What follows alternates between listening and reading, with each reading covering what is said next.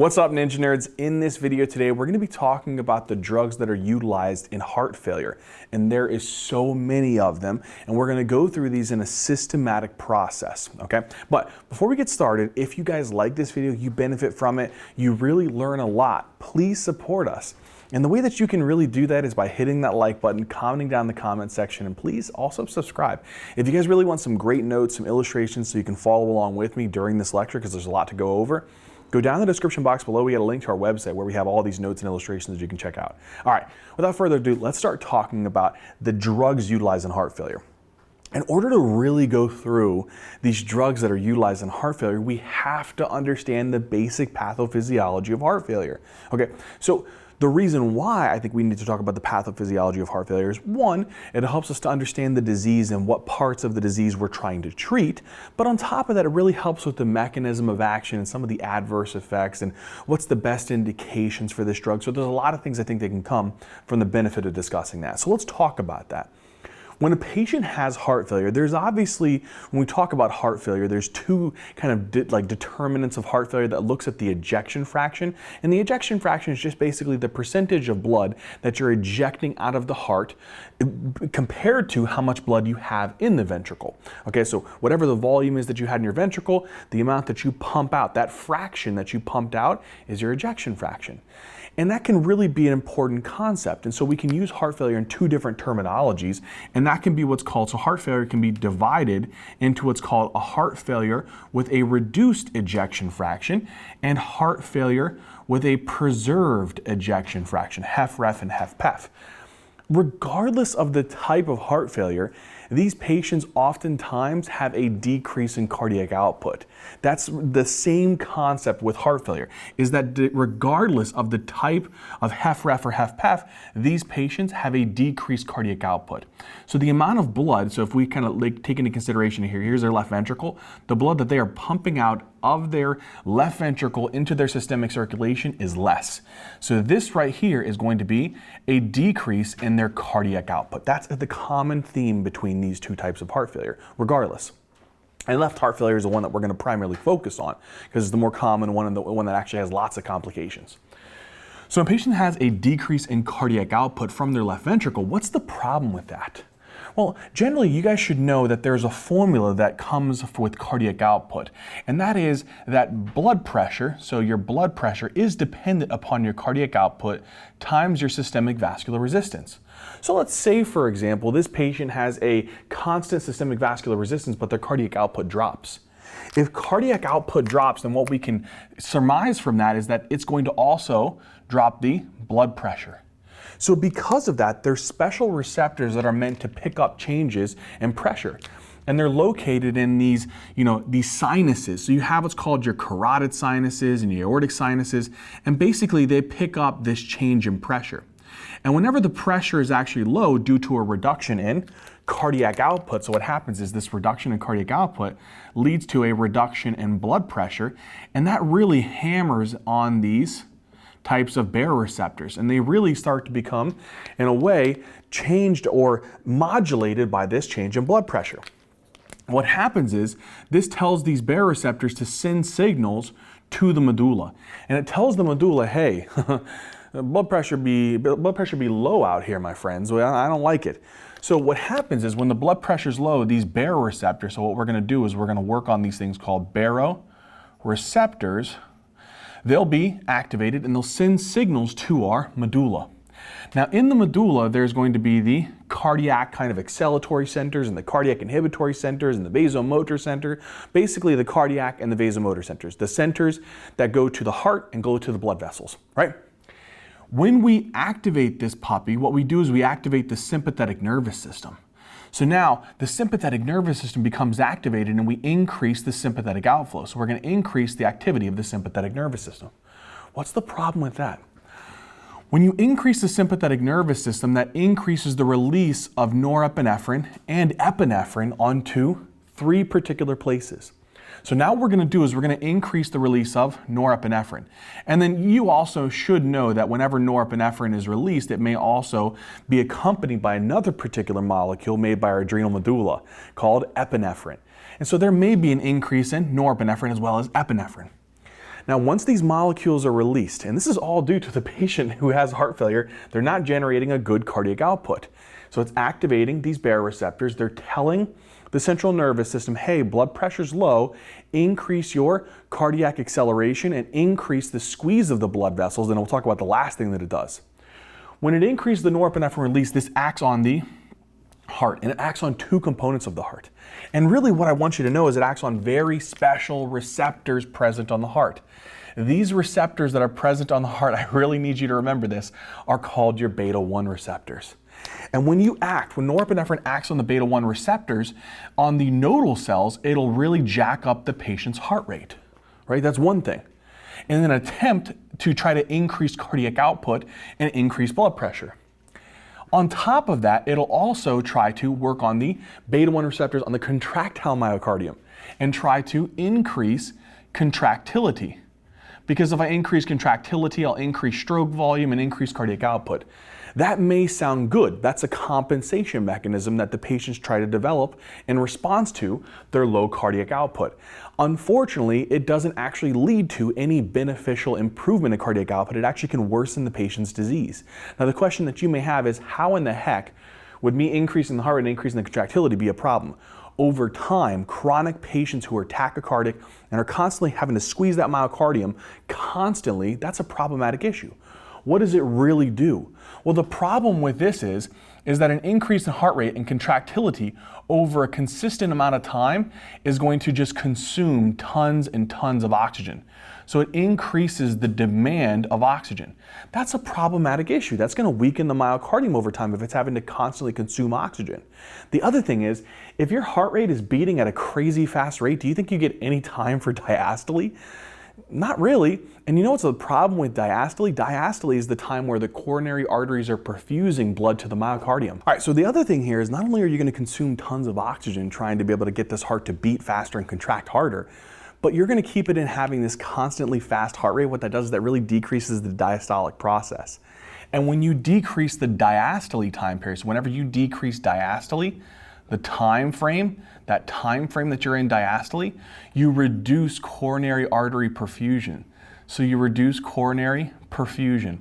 Oh my gosh, if I'm not giving my myocardium blood flow, right, and I'm also causing it to work harder, can you imagine how that would be a terrible situation over time? That's going to put a lot of strain on that poor heart, and that's going to weaken it over time.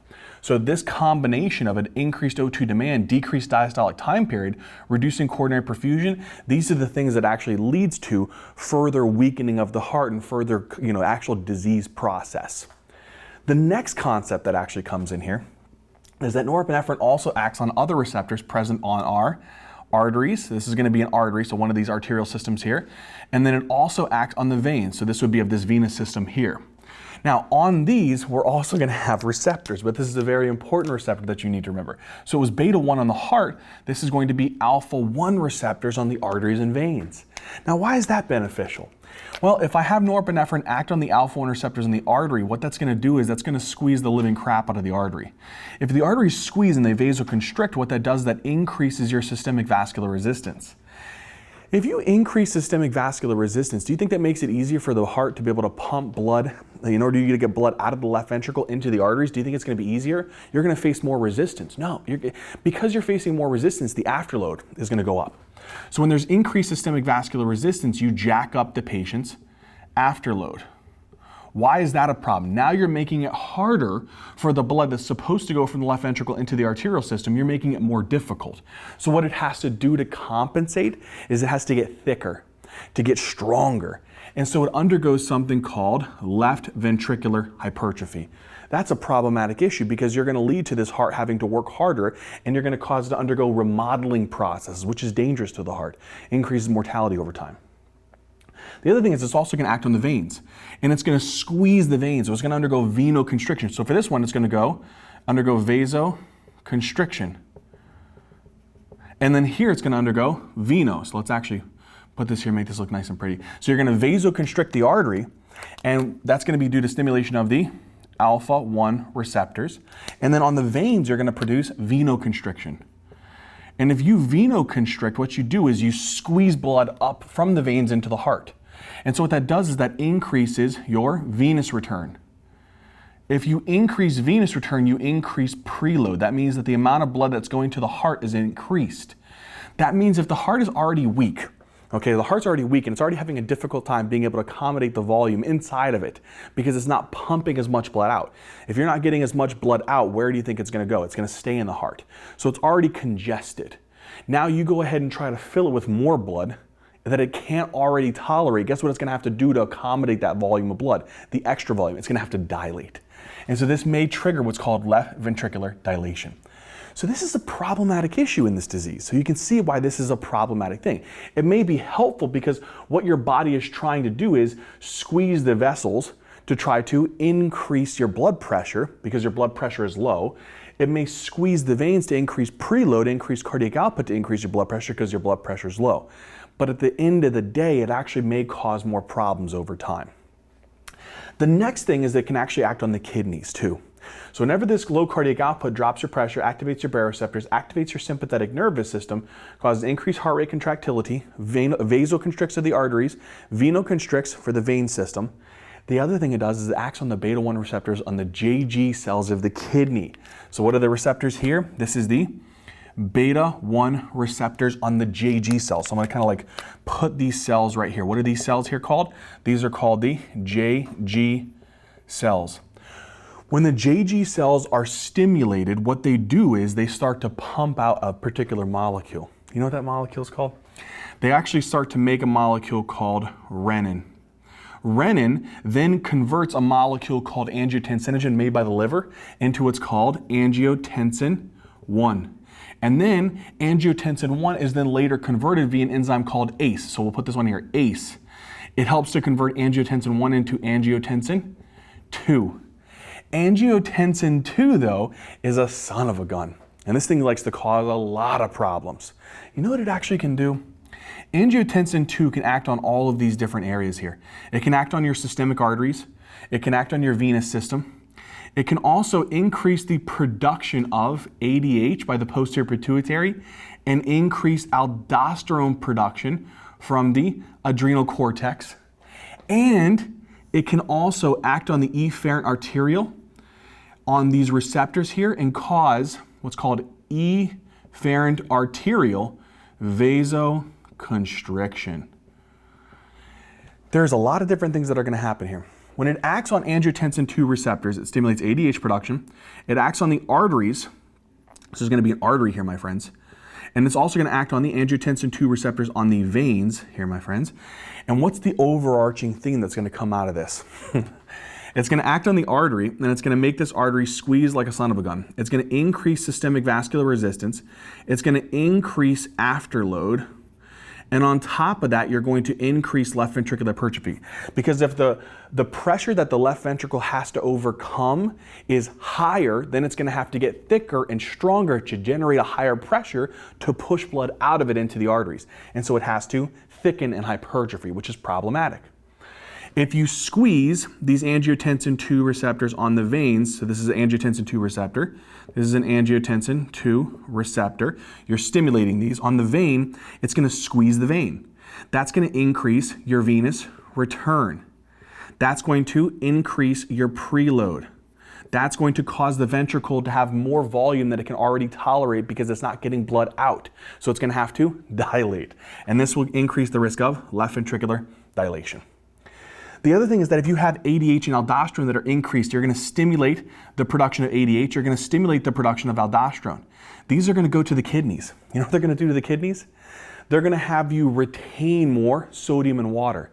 So less sodium and water are actually going to be lost into the urine, and you're going to have more retention of sodium and water. So I'm going to have more sodium and more water that is retained. So because of that, what's that going to do to my blood volume? If I have more sodium and water in my bloodstream, I'm going to increase my blood volume. Guess what that's going to do? That's going to increase preload, have your ventricles contain more fluid than they already can manage, and so they're going to have to dilate.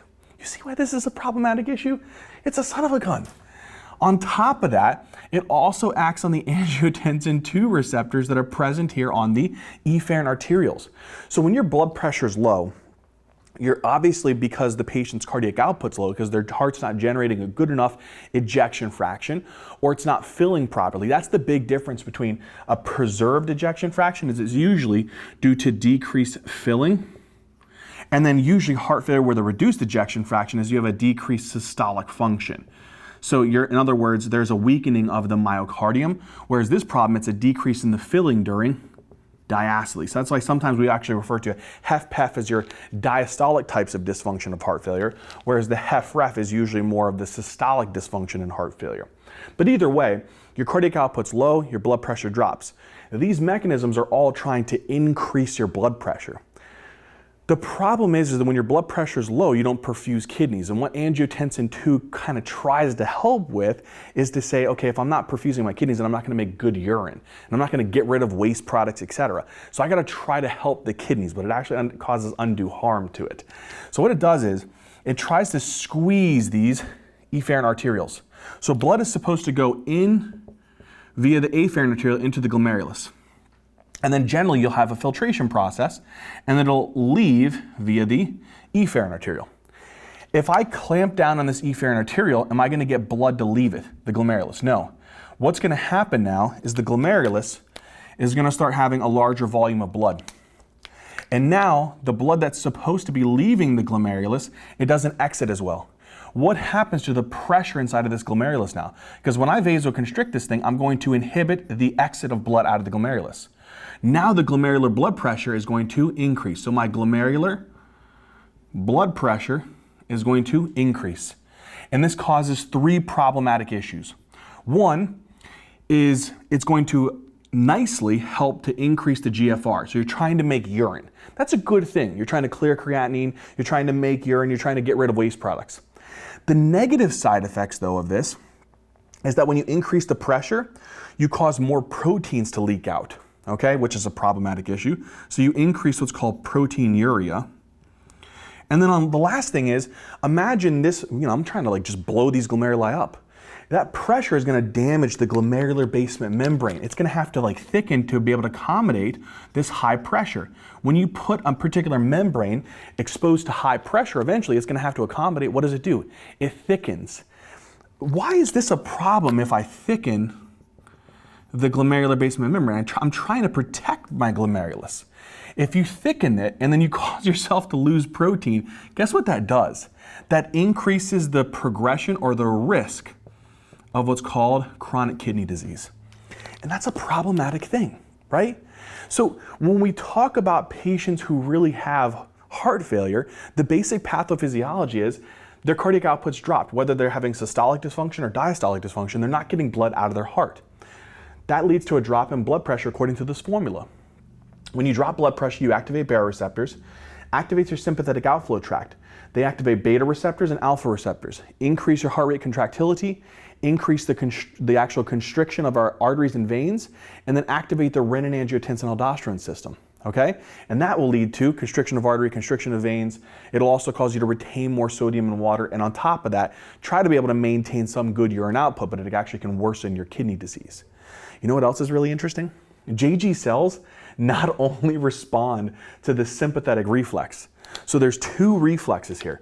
One is you can stimulate the JG cells via the beta-1 receptors.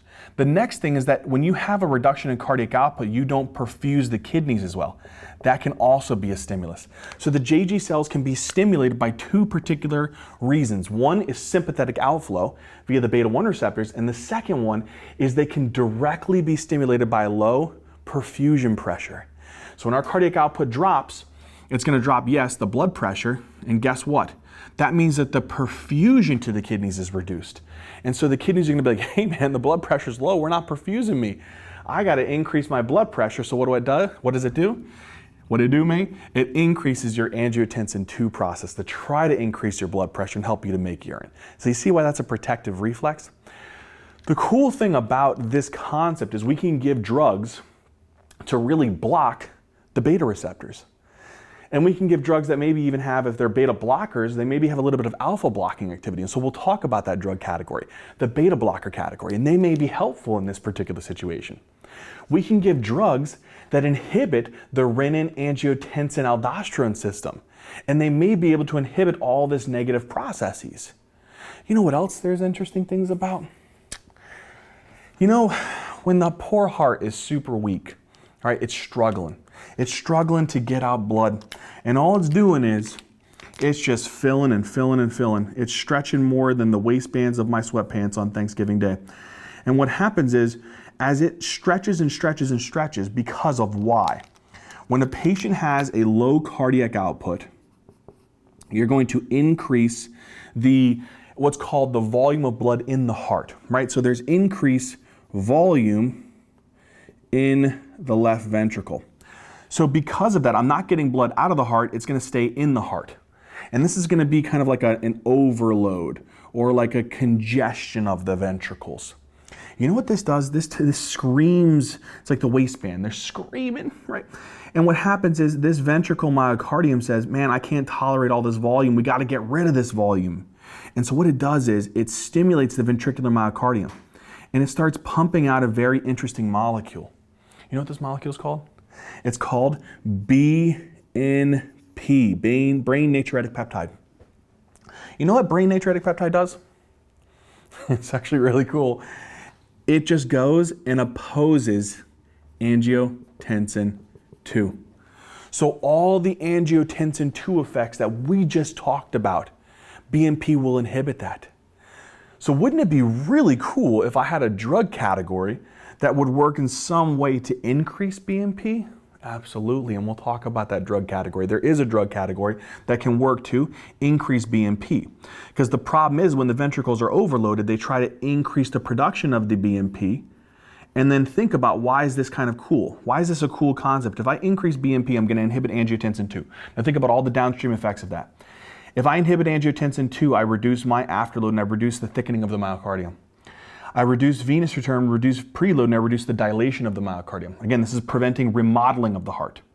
I inhibit ADH and aldosterone, so I reduce sodium and water retention, which reduces blood volume, preload. You know what else here is if a patient has all this like high blood volume, they also can increase the risk of edema, right? Because you're having a lot of like venous congestion, and that can really cause edema. If I do that, I actually cause them to pee out sodium and water. So I dilate their arteries, I dilate their veins, I cause them to pee out sodium and water so they don't retain it, reducing their edema and their preload and their dilation. And I also inhibit the efferent arterial vasoconstriction, which reduces proteinuria and reduces thickening of the GBM. So that's a really cool concept. But that's the big thing. So we've talked about a couple drugs, how they can really target them. We'll get into more detail, but we talked about the beta blocking system, with maybe some that have a little bit of alpha blocking activity. We talked about the renin-angiotensin-aldosterone system inhibitors. We talked about the drugs that maybe will be able to increase the BNP process and inhibit the renin-angiotensin-aldosterone system. There's some other drugs that we'll have to talk about. And these are really interesting. And we'll talk about them a little bit later, but we might have drugs that don't work on the alpha-1 receptor or directly. They may actually work on the smooth muscle itself of the veins and the arteries and dilate them. And we'll talk about those later. These are called direct-acting vasodilators. So in other words, they don't work to block the alpha-1 receptors. They don't have a very specific receptor. They just dilate arteries directly, and we'll talk about those a little bit later. The other problem here is when a patient has less cardiac output, right? So you have a reduction in cardiac output. Yes, a lot of volume can stay in the heart. But you know what? Eventually, this poor ventricle, it's going to be able to not hold on to much more volume. And so what happens is, if it can't hold on to much more volume, where's it going to start going? Into the left atrium. And then it's going to back up into the pulmonary venous circulation. If it backs up into the pulmonary venous circulation, what's that going to lead to? Pulmonary edema. If I start causing fluid to accumulate here in the actual lungs, I'm going to start causing pulmonary edema. And this is due to this is lots of venous congestion. So my pulmonary venous system is going to start becoming congested with fluid because I can't get the dang fluid out of my heart. So it's going to start backing up. You know what else? If the patient has terrible sided right heart failure, right? Maybe the left heart's causing the left heart to fail, okay? Because if you're not getting blood out of the left heart, it's going to back up into the right heart, and the right heart will start failing. If that starts failing, it only can hold on to so much of this fluid that it starts backing up and starts going into the jugular veins, causing them to distend, or back up into the inferior vena cava. And then what will that do? If it starts blocking up into the inferior vena cava and starts going into that those poor feetsies, they're going to get all kinds of swollen. And if they get swollen, this can lead to peripheral edema. So that's an important concept to understand. So again, I want you to understand if a patient has a low cardiac output, yes, they may congest their heart, increase their BNP production. But if they also have a lot of volume in their heart, eventually it's going to start backing up into their venous circulation. If it backs up into their pulmonary venous circulation, it'll cause pulmonary edema. If it backs up into their lower extremity circulation, it'll cause peripheral edema. So these are possibilities that you can see with a lot of venous congestion. And you know what I could do to actually reduce venous congestion? We'll talk about this a little bit later. Diuretics. When diuretics come in, guess what they do? They rip sodium and water out into your urine. They reduce your blood volume. They reduce your preload, so they reduce the more volume inside of the heart. They reduce venous congestion, and they help to reduce some of the pulmonary edema and peripheral or lower extremity pitting edema. And that's a cool concept. Now, the next thing I have to talk about here is if a patient has a reduction in cardiac output, what's another particular problem? Why is this such a bad thing? Well, we know that it could actually cause congestion, pulmonary and systemic venous congestion. But if I don't push blood out of the heart, I know that it'll drop the patient's blood pressure and cause all these compensation mechanisms. But what I'm really trying to get at is what's the problem with me not getting blood out of the heart? Well, I don't perfuse. And what's that decrease in perfusion look like? Let's come down and talk about that. So that's the concept, right? The patient is not pushing blood out of their left ventricle. So if I'm not getting blood out of my left ventricle, I'm not filling my arterial tree. So my systemic arterial tree is not being filled with blood. So if there's a reduction in cardiac output, there's technically a reduction in your perfusion pressures, right? Which we can kind of actually refer to as the mean arterial pressure, right? And so we can kind of say that the patient isn't perfusing. If you don't perfuse, then you don't deliver blood to very important organs. And what could this potentially look like? Well, one thing is it could literally put the patient into fulminant, like cardiogenic shock. So the worst case scenario here is if the patient's cardiac output is so dang low that they're barely getting any blood out of their heart, their mean arterial pressure and perfusion pressure could drop so low that it puts the patient into something called cardiogenic shock. And this is a terrible situation, right? Very high mortality rate with this type of situation here. So this would be a very sad type of situation here that you don't want to see. And we'll go over how you would really identify and manage this a little bit later.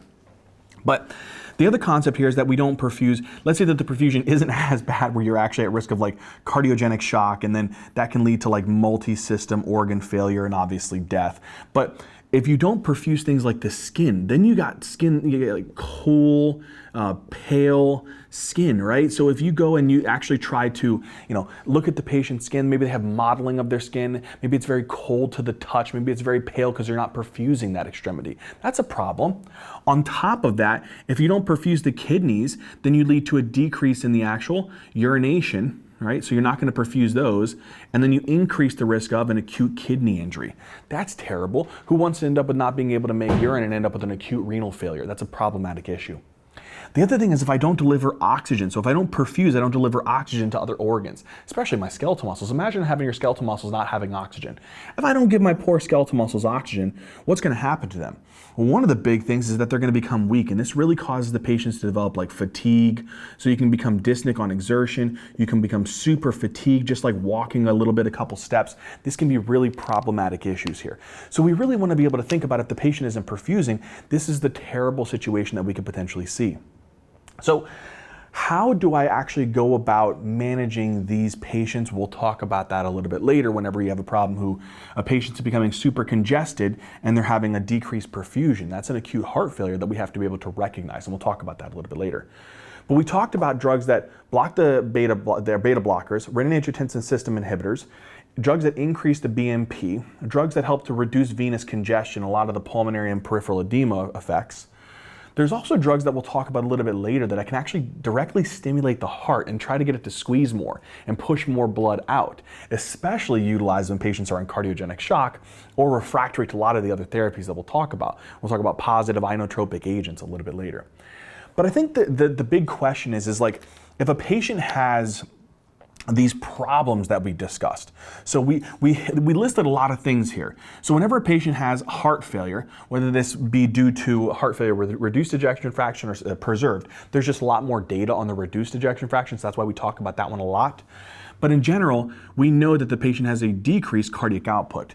And all of these compensation mechanisms that we saw, so then this leads to all those compensation mechanisms. And what were some of those compensation mechanisms? It was increasing heart rate, increasing contractility. What was the basic concept though? If I had a patient who I was increasing their heart rate and I was increasing their contractility, why is that a bad thing? I already told you that this is going to lead to an increase in O2 demand, because I'm going to have this poor muscle beating fast, contracting hard, utilizing oxygen. That's a problem when it's already weak. And on top of that, I'm going to decrease coronary perfusion. So now I'm not going to give the dang muscle the oxygen that it needs and give it the blood flow that it needs. That's a problematic issue. On top of that, you can have patients who have a lot of left ventricular hypertrophy due to excessive afterload, and you can have patients that have an increased left ventricular dilation due to lots of preload and being over volume congested. This situation here where you have a patient who has an increase in heart rate, increase in contractility, a lot of left ventricular dilation, left ventricular hypertrophy, all of these things, what they really do to a patient is they really just collectively increase the patient's mortality. This all increases mortality and also increases the morbidity.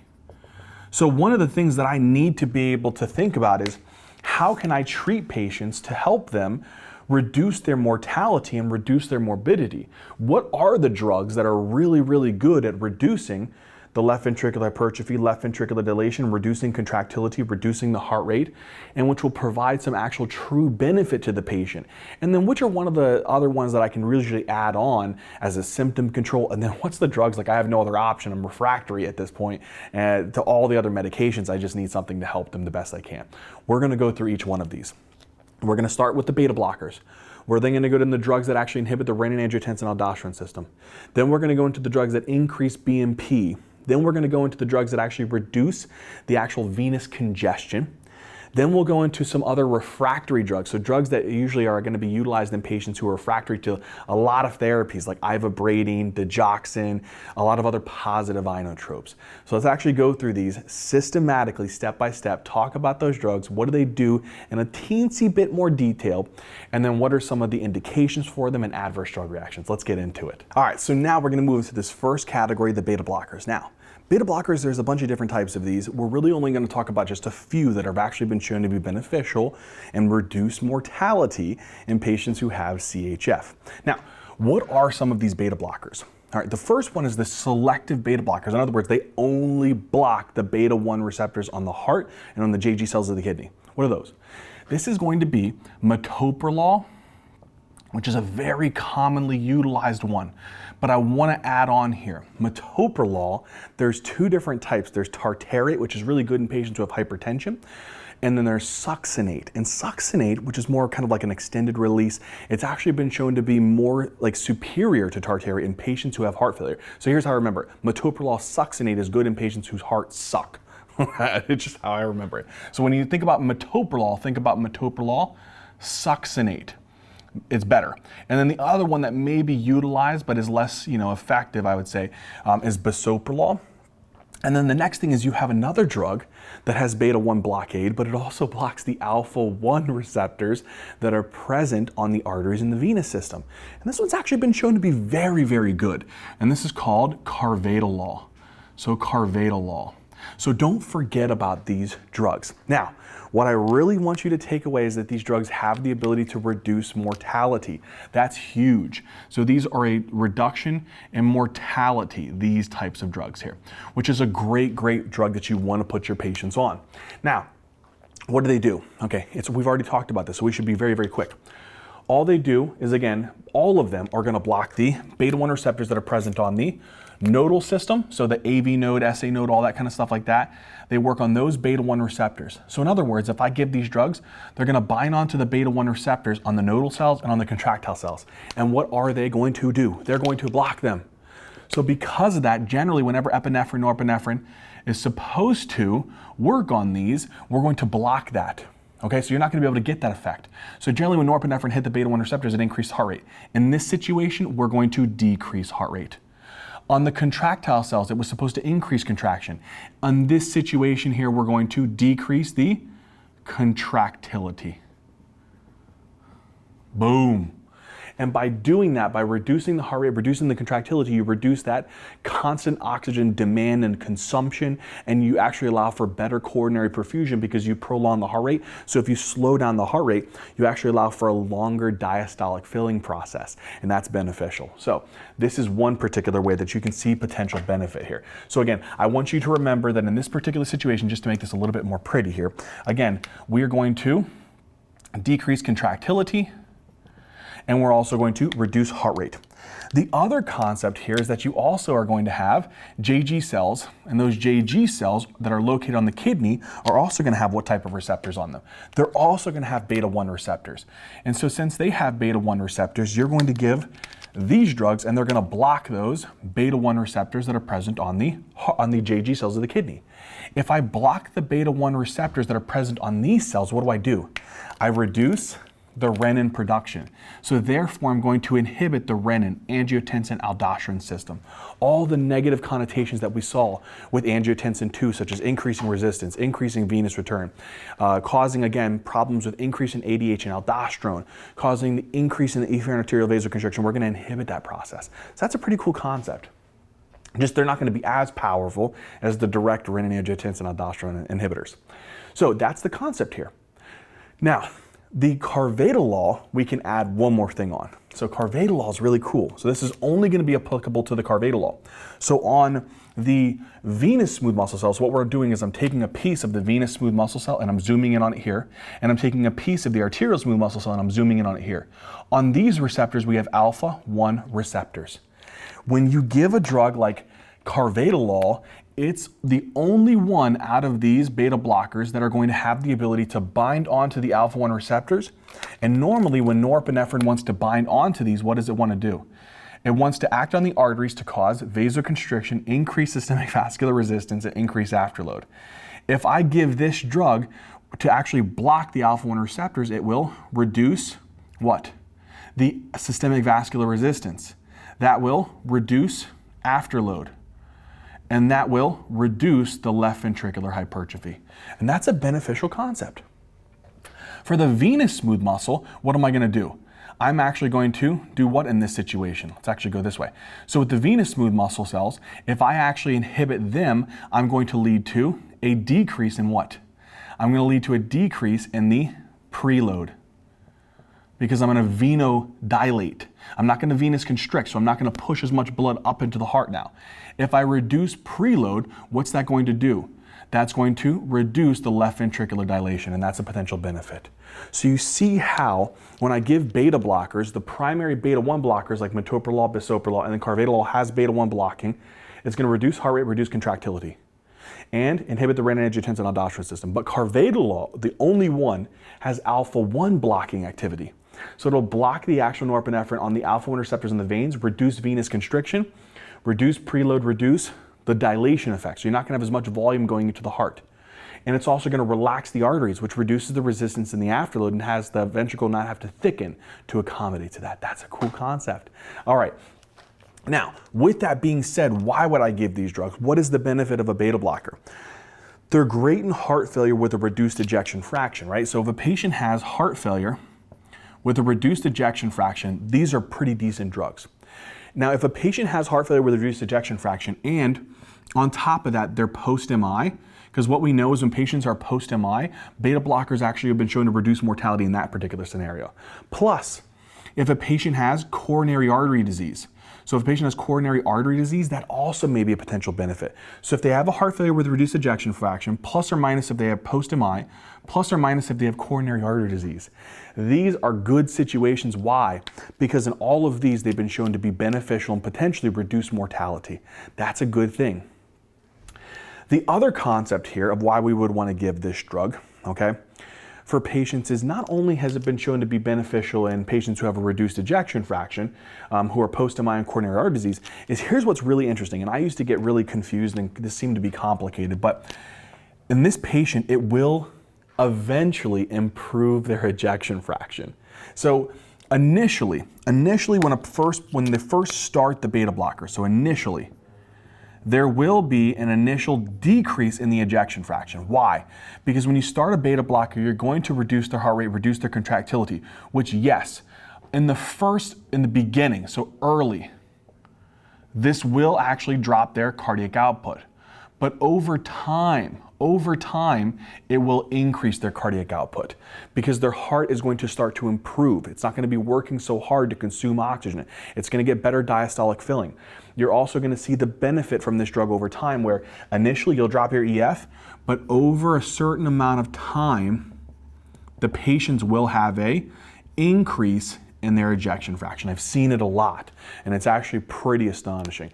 And I think one of the ones that you'll see the most benefit from is going to be carvedilol, according to some of the studies. But again, metoprolol succinate is also a very, very good drug. So that's something to think about. Now, one of the downsides to these drugs is thinking about the adverse effect. Think about it. In a patient who has the ability to drop their heart rate, what's an adverse effect to that? It can cause bradycardia, so watch out for bradycardia. The other thing is it can drop your contractility. So if a patient has decompensated heart failure, do not give it to them. Hold that drug because it could potentially worsen their decompensation and drop their cardiac output and put them into shock. The other thing is it can hit the beta-2 receptors in the lungs and cause bronchospasm. So generally, whenever you act on the beta-2 receptors on the bronchioles, they dilate. If you block them, you're going to spasm them. The other thing is that generally when a patient becomes hypoglycemic, so whenever you become hypoglycemic, you actually develop kind of a sympathetic reflex to alert your body that you have hypoglycemia. But whenever you give them a beta blocker, you actually blunt that sympathetic reflex and they don't become aware, they don't become tachycardic and they usually become diaphoretic, have this sense of impending doom. So they have hypoglycemia unawareness. So this is an important concept to be cognizant of in these particular patients who have beta blockers. So again, know the mechanism. They reduce heart rate, reduce contractility, which may seem odd because you think, oh, they're going to drop the patient's cardiac output. So they're going to drop their blood pressure. Initially, yes, they will drop the patient's cardiac output, but over time, you will start to see a benefit of this drug because it's going to reduce oxygen demand. It's going to reduce the actual time for, it's actually going to, prolong diastole, improve coronary perfusion, and that's going to allow for the heart to heal and eventually start to gain an improvement in the EF. Okay, so that's something to think about. And it's especially good in a patient who has heart failure with a reduced ejection fraction, who has post-MI, so they just had an MI, or they have coronary artery disease. It's been shown to be beneficial and reduce mortality in those patients. So think about that. Just watch out for the adverse reactions. And then don't forget, carvedilol is special, that it blocks the alpha-1 receptors on the arteries and veins, so it can also, in addition to dropping the heart rate contractility, it can also reduce afterload and reduce preload, which is a pretty cool concept. Okay, now that we hit the beta blockers, let's go into the next category of drugs, which is the drugs that inhibit the renin-angiotensin-aldosterone system. So the renin-angiotensin-aldosterone system inhibitors. All right, so these are really good drugs. And again, what did I want you to know? I want you to know the drugs that actually have been shown to reduce mortality. Beta blockers have been, and then as well as RAAS inhibitors. So these are really good drugs to utilize in patients who have heart failure. So it does reduce mortality by reducing a lot of that left ventricular remodeling, decreasing the left ventricular dysfunction, reducing a lot of the fibrosis, inflammation of the actual myocardial tissue, and again, helping to improve ejection fraction. So there's 3 drug categories here: ACE inhibitors, ARBs, and aldosterone antagonists. So ACE inhibitors, these are going to be your prils. So lisinopril is a pretty good one. I'm actually a pretty good fan of the captopril. I do like that one. Enalapril, and then there's a lot of other ones. Benzapril, we can just keep going. Just think about the prils. ARBs is the next category. So these are the Zartans. And so losartan's a pretty good one. I'm actually a pretty big fan of valsartan. I do like this one. And then candesartan. But again, the whole concept is if you're confused, think about the Zartans, I think is the easy thing to remember. And then the aldosterone antagonists, there's spironolactone. And then another one that I've actually come to like as well, if you utilize it, is called eplerenone. So eplerenone is also another decent agent. So We have all these different drugs, right? We got the ACE inhibitors, the ARBs, the aldosterone antagonists. Now, how do they work? We've already kind of hit that they're inhibiting the renin-angiotensin-aldosterone system. But to quickly kind of recap, kidneys either due to beta-1 receptor stimulation or due to a reduction in cardiac output. So it's either you're pumping norepinephrine onto the beta-1 receptors or your reduced cardiac output is not perfusing these JG cells and they pump out renin. Renin, we know, converts angiotensinogen into angiotensin 1. And then angiotensin 1 is acted on by an enzyme called ACE, angiotensin converting enzyme, and converted into angiotensin 2. And you have lots of this angiotensin 2. And what we know is that angiotensin 2 will do a couple different things. We're going to have it act on the arteries. And when it acts on your systemic arteries, what does it do? It increases systemic vascular resistance, and therefore it'll increase your afterload, and therefore it's going to increase left ventricular hypertrophy. So that's one concept. It'll also act on the vein, all right? When it acts on the veins, it's going to increase venous return, it's going to increase preload, and then it's going to cause an increase in left ventricular dilation because it's going to have to accommodate for that. The other thing is that it's going to act on increasing ADH, and it's going to stimulate the production of aldosterone via the adrenal cortex and then ADH from the posterior pituitary. And then they're going to go to the kidney and they're going to increase the reabsorption of sodium and water. If I reabsorb more sodium and water, I'm going to increase blood volume. And that can do two things. One is it's going to increase preload and increase left ventricular dilation, but it also can increase the risk of edema. Okay? And then on top of that, angiotensin 2 is also going to act on the efferent arteriole, squeeze the living crap out of it. And then what's that going to do? If it squeezes this efferent arteriole, it's going to cause the pressure inside of the glomerulus to increase. The glomerular blood pressure will go through the roof. As a result, what are the three things that happen as a result? You'll increase GFR. You'll also increase proteinuria. And then lastly, you'll thicken up that GBM because it's going to be a lot of high pressure it's going to have to accommodate. Okay, now you're wondering, how in the world do these drugs come into play? Don't worry, got you back. ACE inhibitors. If I inhibit this enzyme, if I give an ACE inhibitor, so this will be which drugs here? Let's actually do them in red here. So ACE inhibitors, they're going to inhibit the ACE enzyme. What do you do to the angiotensin 2 levels? You drop the angiotensin 2 levels. If you have less angiotensin 2, do you act on the arterial system? No. So what happens to the systemic vascular resistance? It reduces. What happens to the afterload? It reduces. What happens to left ventricular hypertrophy? It reduces. Does it work on the veins and venoconstrict them? No, it venodilates them. That reduces the venous return. That reduces the preload. And that reduces the left ventricular dilation effect. Does it increase ADH and aldosterone production? No. So it actually decreases ADH, decreases aldosterone production, leads to decreased sodium and water reabsorption, leads to a drop in the blood volume, and that will reduce preload, reduce left ventricular dilation, and reduce edema. Is it going to constrict the efferent arteriole? No, it's not going to constrict the efferent arteriole. It'll actually vasodilate. That'll decrease the GFR, which is the only downside. It'll actually decrease proteinuria, which is a good thing. And it'll decrease the thickening of the GBM, which will decrease the progression of chronic kidney disease. So this will decrease chronic kidney disease, these two things. Okay, that's the concept of ACE inhibitors. So we just cracked the case on that. Okay, what about the aldosterone receptor blockers, the angiotensin receptor blockers? Well, on each one of these sites here, let's do it here in blue. On the artery, there's an angiotensin 2 receptor. On the vein, there's an angiotensin 2 receptor. On the receptors on the posterior pituitary, there's receptors for angiotensin 2 to stimulate ADH and to stimulate aldosterone. And then here is going to be, let's just actually change the color of it. Here is going to be a angiotensin 2 receptor on the efferent arteriole. If I give a drug like a ARB, what am I going to do? An ARB is going to block angiotensin 2 here at this receptor. An ARB is going to block it here. An ARB will block it here at the ADH. It'll block it here at the aldosterone. And it'll block it here at the efferent arteriole. So effectively, even though angiotensin 2 may be present, you're going to block its effect at every single one of these sites. It's the exact same thing that you would get if you had less angiotensin 2.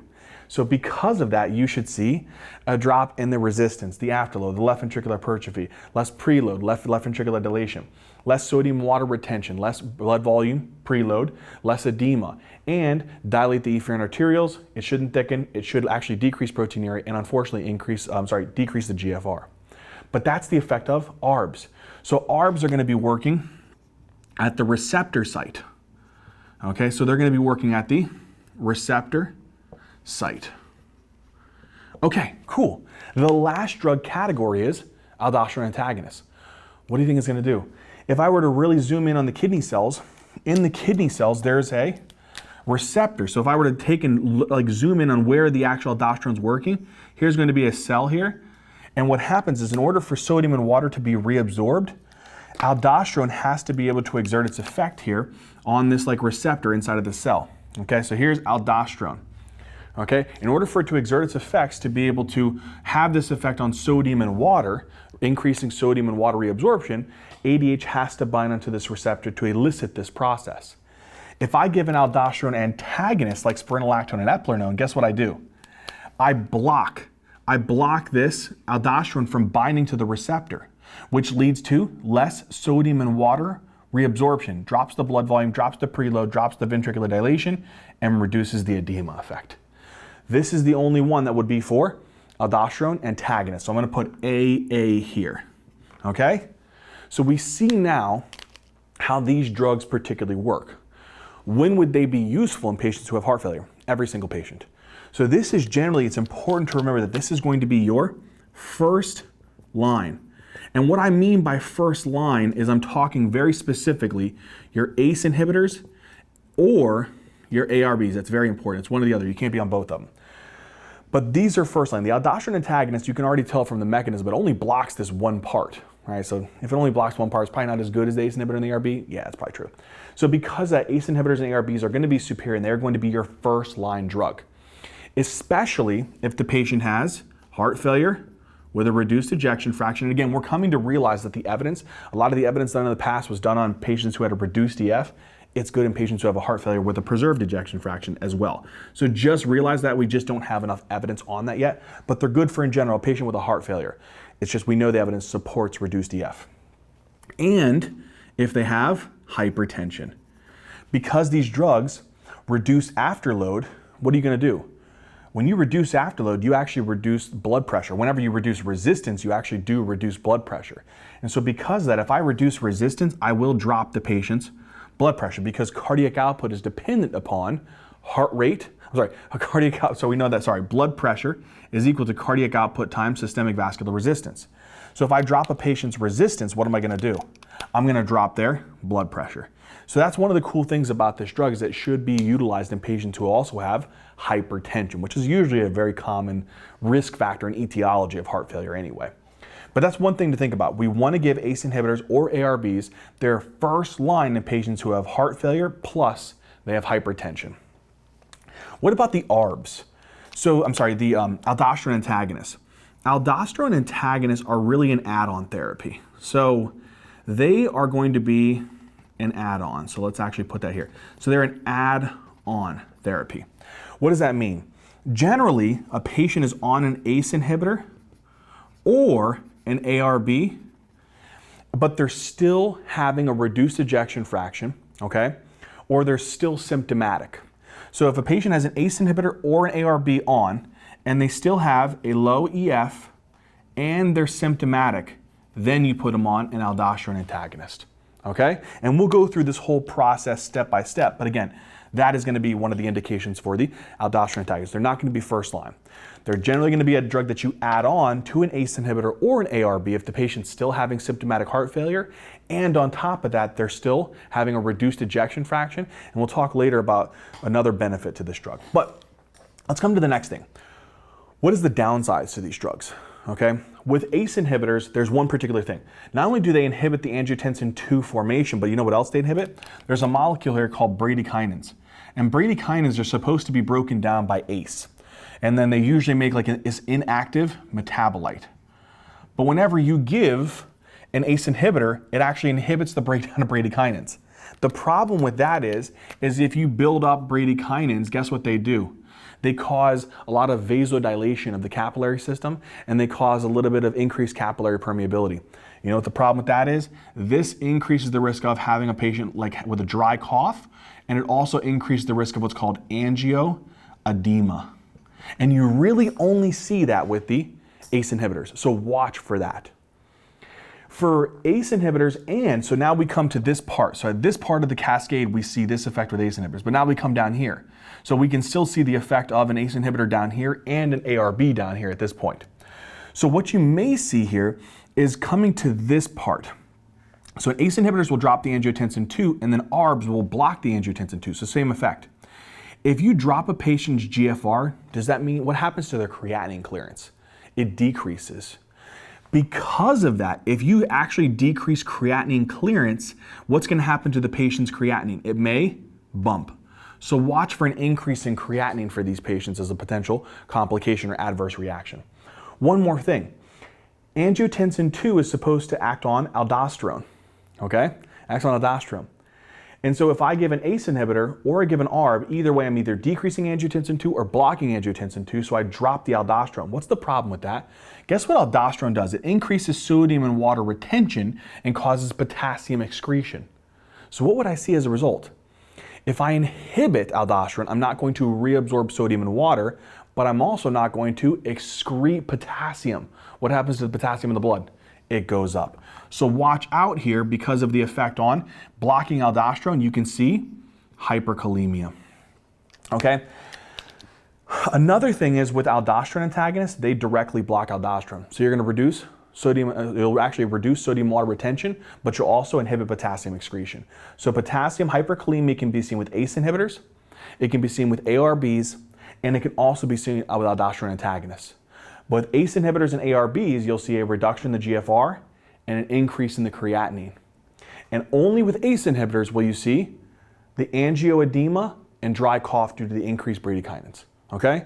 The last thing is I would actually just add on, just be careful and usually contraindicated to give ACE inhibitors or ARBs to patients who are pregnant. So that's another thing is that ACE inhibitors, ARBs, they are contraindicated in pregnancy. They are what's called teratogenic.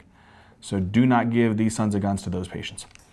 Okay, we got the RAAS inhibitors down now. Okay, now what we got to do is we got to go over the drugs that actually help to increase BMP, which kind of actually indirectly block this pathway. Let's talk about that. All right, increasing BMP. How do we do it? Well, I told you that BMP is a good thing, right? So when a patient has all of this excessive kind of like congestion within the heart because they have a low cardiac output, they got this low cardiac output, so they're just not getting blood out of their heart. And so it's sitting there and stretching this poor myocardium, you know, like the waistband of my sweatpants on Thanksgiving Day. All right, I eat, baby. All right, what happens is your ventricular myocardium, when it stretches like that, it says, oh my gosh, I gotta start pumping out some BMP. And so it increases this molecule called BMP, brain natriuretic peptide. What happens with BMP is we already know that it's supposed to go and work to specifically inhibit this renin-angiotensin-aldosterone system because it just blocks every site of angiotensin 2. But here's the downside. BMP has a very kind of like interesting Pac-Man structure that likes to break it down. All right? This molecule here is called neprilysin. So it's called neprilysin. And what neprilysin does is it takes BMP and it breaks it down. All right, so it takes this BMP and it breaks it down into an inactive metabolite. So basically it's no longer effective. That's what the neprilysin is going to do. So the neprilysin works in this step to be able to break down or catabolize the BMP. Now, if I had a drug that could inhibit the neprilysin, wouldn't that be an interesting concept? Guess what? We got one. So one of the drugs that I'm going to give here is called sacubitril. So it's called sacubitril. And one of the cool things about sacubitril is actually going to be a neprilysin inhibitor. So what it's going to do is it's going to inhibit neprilysin. And so in other words, instead of me breaking down BMP, I'm actually going to do the other thing. I'm actually going to allow for lots and lots and lots of BMP to actually accumulate because I'm going to reduce the degradation. So if I reduce the degradation, I'll increase my amount of BMP that I'm actually going to be having available. So that's a cool concept. Now, Another thing that we can do here, and it's actually been very, very interesting because again, this drug combo has been shown to potentially reduce mortality. So that's again, another benefit and a drug that we need to be able to remember and consider for our patients because it can reduce their risk of death. And you always want that. Another drug combo that we should give with sacubitril, so this is actually a combo, and I'll write down the name here in just a second here, but it's going to be utilized to actually block or inhibit the renin-angiotensin-aldosterone system. You know what this drug is called? We've already talked about it. It's an ARB. So it's an ARB, and it's a very specific type of ARB. This is valsartan. Valsartan. So we actually do a combo here. And this drug combo of which you actually have that contains the neprilysin inhibitor and the ARB is actually called an ARNI. So it's an angiotensin receptor blocker with a neprilysin inhibitor. This drug is called Entresto. This is kind of the brand name of the drug, the Entresto. But it's sacubitril and valsartan, so it's the combo of the two. All right, so what's the benefit of this? Well, with having lots and lots and lots of BMP, you're going to block angiotensin II. So real quick, guys, here it goes. JG cells, they're pumping out renin. When renin is released, it converts angiotensinogen into angiotensin 1. Angiotensin 1 then is acted on by ACE and converted into angiotensin 2. Angiotensin 2 can then go in, act on the arteries, act on the veins. It can work to increase aldosterone and increase ADH release. And then it also goes and tries to act on the efferent arteriole and induce vasoconstriction. Okay? When I give this drug here, BMP, it opposes the action of angiotensin II. So just think, everything angiotensin II does, I'm going to block. And then on top of that, I'm going to give an ARB. So I'm going to block angiotensin II even more. So the whole concept of this drug category is to just significantly block and reduce the activity of angiotensin II. So what's the overarching theme of this sacubitril-valsartan combo? Is the combo here of sacubitril, so sacubitril and valsartan is to do what? Is to significantly reduce angiotensin II activity. That is the basic concept. Because sacubitril is going to inhibit the BMP from getting broken down, which is going to block angiotensin II. And then I'm going to give valsartan, which is going to block angiotensin II. So everything I'm going to see here is just a significant plummeting effect opposing angiotensin II. So what would I see as a result here?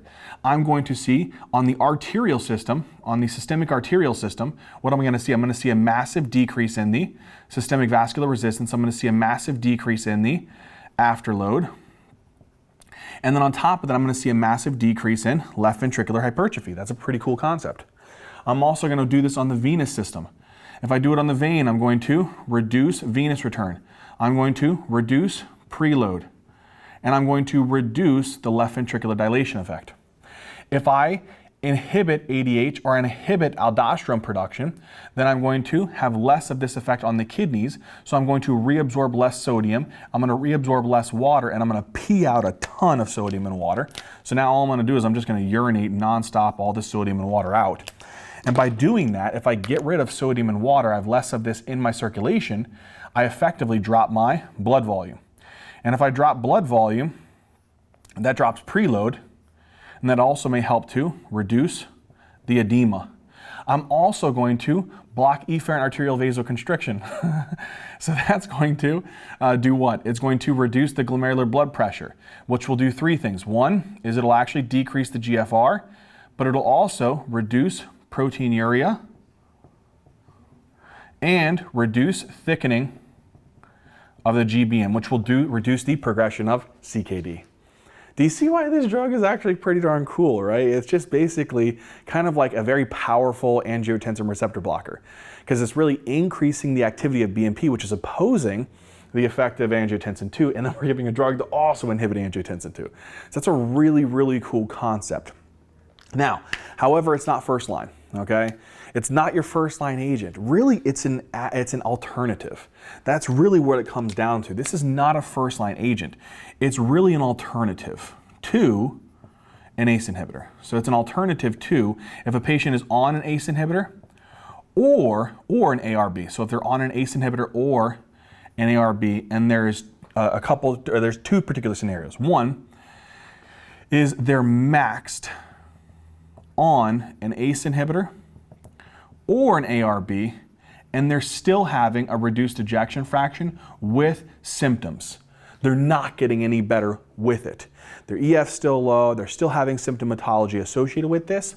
Then you'll add on this particular drug, which we're going to put here as the ARNI. Another option is that if they have a contraindication to an ACE inhibitor, okay, then if they have a contraindication to an ACE inhibitor, then you can consider putting them on an ARNI. That would be the particular reasons of why we would consider this drug. And it's a pretty decent drug. All the interesting thing about this is that the adverse effects is pretty much the exact same as an angiotensin receptor blocker or an ACE inhibitor. So again, recapping all of their primary effects here is that if you have a reduction in GFR, you're going to have an increase in the crit. If you also inhibit aldosterone, you're also going to see an increase in the potassium. Here's the other interesting thing with this drug. Because you're really dropping systemic vascular resistance, you'll actually see more hypotension, potentially a drop in blood pressure, more of an actual antihypertensive effect. And so you may see a lower afterload, you may see more significant afterload reduction, which may potentially cause the patient's blood pressure to just be a little bit lower than you would see solely with an ACE or an ARB by itself. Okay? And then the last thing here is, believe it or not, neprilysin, guess what else it breaks down? Bradykinins. So bradykinins are also broken down by neprilysin into these inactive metabolites. But if you inhibit neprilysin, guess what you do? You actually inhibit the breakdown of bradykinins, which increase the bradykinins. And so that can also lead to a cough, and that can also lead to potentially angioedema. So also just be a little bit cautious of that, okay?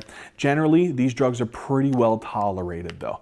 And that's, again, a consideration. So usually with these drugs, the common situation where you'll see it is a patient who's been maxed on an ACE inhibitor or an ARB, they're still not seeing the actual benefit, their EF's still low, they're still symptomatic, you can actually consider that drug. If the patient has a contraindication to it, again, kind of the concept to think about is that oftentimes the adverse effects are pretty darn similar. So that's not going to be super a good reason. It's usually going to be the prior one. But if they did have some other wonky contraindication, you could consider discontinuing that and then trying an ARNI. All right. That is the concept of this particular drug category. So we've gone over the beta blocker system. We've gone over the drugs that inhibit the renin-angiotensin-aldosterone system, and then we went over the drug that really helps to increase the amount of BMP that we have, but also helps to shut down the renin-angiotensin-aldosterone system. Now, let's talk about the next drug category. So this is a drug category that's really interesting. So we've talked a lot about like arterial and venous dilation, but we talked about it via really either the alpha-1 receptors or the angiotensin 2 receptors. What if it has vasodilation by no way of alpha-1 receptor blocking or by no effect of angiotensin 2 receptor blocking? What's that drug category? So now we're going to talk about as direct-acting vasodilators and their potential effect on reducing mortality in a certain patient population. Let's get into that. So we got into beta blockers, we went over the drugs that inhibit the renin-angiotensin-aldosterone system, and then we even went over the drugs that, again, help to increase BMP and kind of put the brakes on the angiotensin 2. What about the drugs that directly vasodilate the arteries and the veins? Okay, because we've seen a lot of arterial vasodilation, a lot of venodilation. Well, do we have drugs that can just directly do it, not via the sympathetic system or via the renin-angiotensin-aldosterone system? Yes. This is really cool. So these drugs, I actually do like to give it, especially in patients who have like an acute heart failure. This is direct-acting vasodilator. So there's two types. One drug that dilates the arteries and then one drug that dilates the veins. And it's actually a good combo to give. So the arterial dilator, the primary one here is going to be hydralazine. So hydralazine. This is a pretty cool drug. And then the other one that'll dilate the venous system is going to be isosorbide dinitrate. So I like to give these as a combo, right? So if you think about it, here what we're going to do is we're going to take a venous smooth muscle cell, zoom in on it, and then here we're going to take an arterial smooth muscle cell and then zoom in on it. What's the actual effect here? Well, on the venous smooth muscle cell, we're going to see isosorbide dinitrate. What isosorbide dinitrate does is it actually gets into this venous smooth muscle cell. and it increases the amount of nitric oxide. Nitric oxide then goes and stimulates this special enzyme on the venous smooth muscle cell, and this is called guanylyl cyclase. Guanylyl cyclase then takes a molecule called GTP and converts it into cyclic GMP. Cyclic GMP then goes and actually inhibits an enzyme called protein. It actually works on an enzyme called protein kinase G.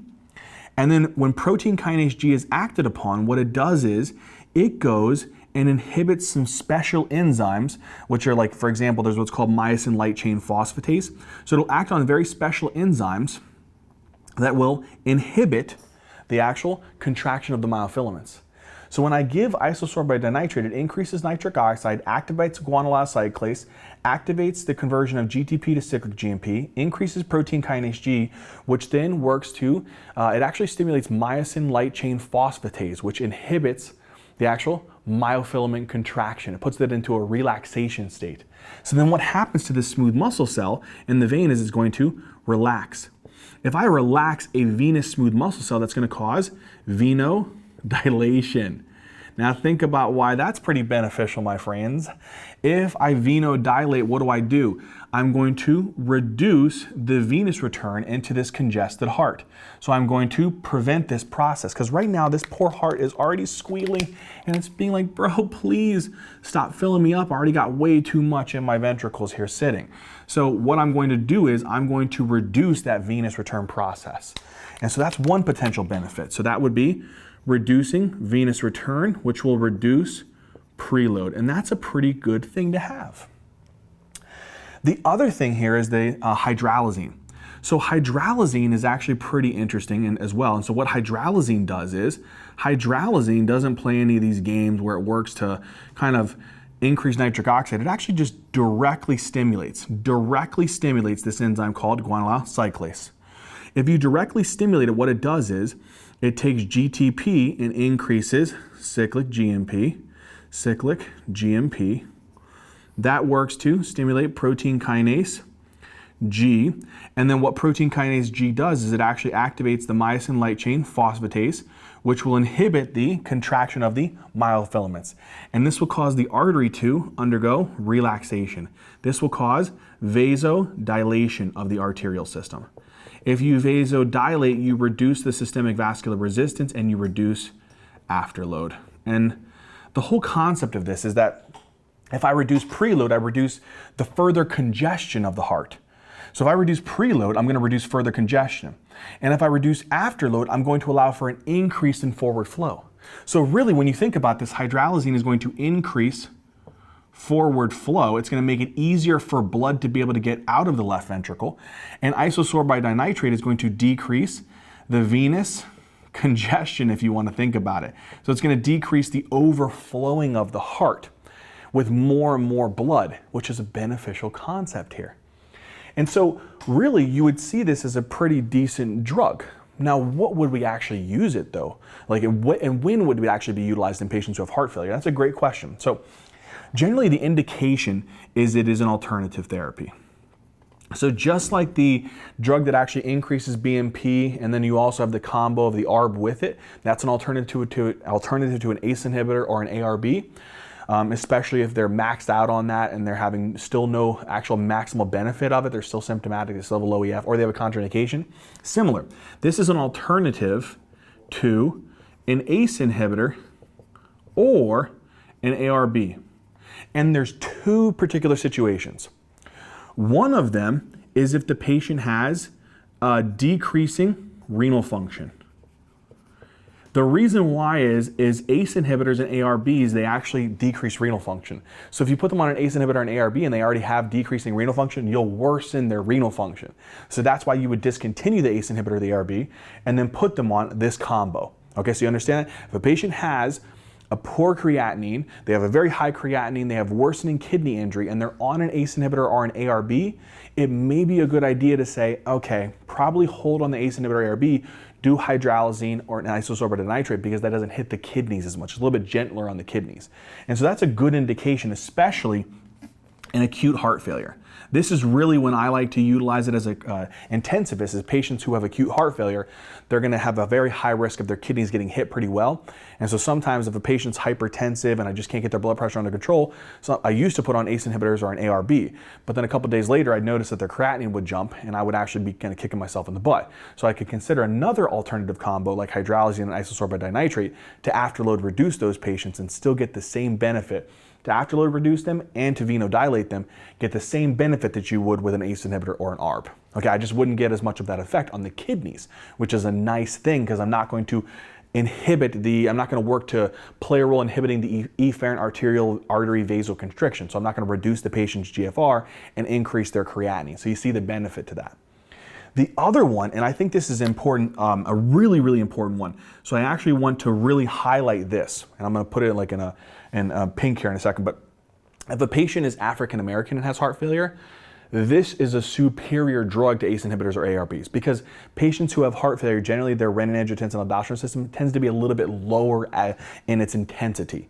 So patients who are African American and have heart failure, this is going to be better. So it's greater than ACE inhibitors or ARBs. So this is a very, very important point, okay? Please don't forget that. And the reason why I don't want you to forget that is this drug category may reduce mortality a little bit more in patients who are of African American and have heart failure. So if you're African American descent and have heart failure, this drug category has been shown to be a little bit more beneficial in comparison to ACE inhibitors or ARBs because patients who are African American generally are thought to have a lower renin hypertension that kind of cause. So really, please don't forget about that with this drug category. The last thing to talk about is what are some of the adverse effects. These don't hit the kidneys, which is a great reason of why I would prefer these in an acute heart failure patient or an African American patient. The other thing is that it doesn't really have that many adverse effects, which is kind of a nice concept here. Really what you want to think about is if you venodilate, you reduce venous return to the patient. And if the patient is preload dependent, so in other words, they go from a seated position to a standing position, or they go from a supine to a seated, they quickly have these fluid shifts where venous return naturally drops. If you venodilate them, you drop their venous return even more and can drop their preload and kind of make them a little bit hypotensive and kind of make them a little bit like dizzy and kind of almost syncopize. So watch out for orthostasis that you can see with venodilation. And the other thing is when you arterial dilate and you reduce resistance, you kind of create a baroreceptor reflex, which actually may increase the patient's heart rate. So watch out for a reflex tachycardia as well. Okay, so in the same way that whenever you dilate the arteries, it drops the resistance, it drops the blood pressure, that can activate those baroreceptors. And when you activate the baroreceptors, it'll actually tell the sympathetic nervous system to increase and increase the heart rate. So watch out for that as a potential adverse effect here with these drugs. Okay, that covers the direct-acting vasodilators. So up to this point, we've covered drugs that have been shown to potentially reduce the mortality in heart failure. What we're going to now move into is drugs that actually don't have any true benefit in reducing mortality. They're more symptomatic relief. They have no change in mortality or no increase in mortality, really, and that they may be beneficial in refractory cases. But again, that's going to be these last line drugs. So let's talk about those now. All right, next category is diuretics. Now, we've talked up to this point about drugs that reduce mortality. This one does not really reduce mortality. It reduces symptoms. Remember we talked about that in the beginning of the video where we said that it really helps to reduce the venous congestion, a lot of the pulmonary edema and peripheral edema, and just the volume overload states because blood isn't getting out of the heart. If blood isn't getting out of the left ventricle, where's it going to go to? So if blood can't get out of the left ventricle because the left ventricular cardiac output's just stinky, guess what's going to happen? It's going to back up into the left atrium, and then from there it's going to back up into the pulmonary circulation. When it backs up into the pulmonary circulation, it's just going to cause massive pulmonary edema. And then you're going to be clogging up all of these alveoli, right? So you're going to end up with what's called pulmonary edema. Now, pulmonary edema within the lungs can look a lot of different ways. It could just cause maybe a little bit of dyspnea. So for some patients, it may only just be that they're a little bit dyspneic. And I think this is important to realize because whenever people just say, oh, it's for symptom control, what kind of symptoms? We should know that, right? So if the patient has dyspnea, if they have paroxysmal nocturnal dyspnea, so in other words, whenever they're laying down at night flat, that actually may be the worst time for them. They're actually getting really short of breath. Or anytime they're laying flat, like they're going to watch the football game and they get on the recliner and they pop that thing back and that kind of situation. So laying flat or just any kind of dyspnea in general is a concerning sign for a patient. The other thing is if they are completely hypoxic. So hypoxic respiratory failure. This is a terrible sign and usually associated with an acute heart failure. And so this is a pretty, fearful sign, and the ones that you just don't want to see in patients, but it's something to consider. So if a patient's left ventricular cardiac output is extremely low, so their left ventricular cardiac output's really low, it's going to cause this venous congestion. And if the venous congestion occurs, it can lead to subsequently this pulmonary edema, especially if it's the pulmonary venous congestion. Now, if patients have left heart failure that then progresses, in other words, if you start having a lot of pulmonary circulation, just kind of getting a lot of filled with fluid, it can then start causing this to transit to the actual right heart. And then if the right heart stops actually being able to pump, so now the right ventricle, there's a decrease in the right ventricular cardiac output for whatever reason. In this situation then, the blood's going to start backing up into the to the right atrium, which will then go up via the superior vena cava. That'll maybe cause some jugular venous distension, but that's not a concerning sign.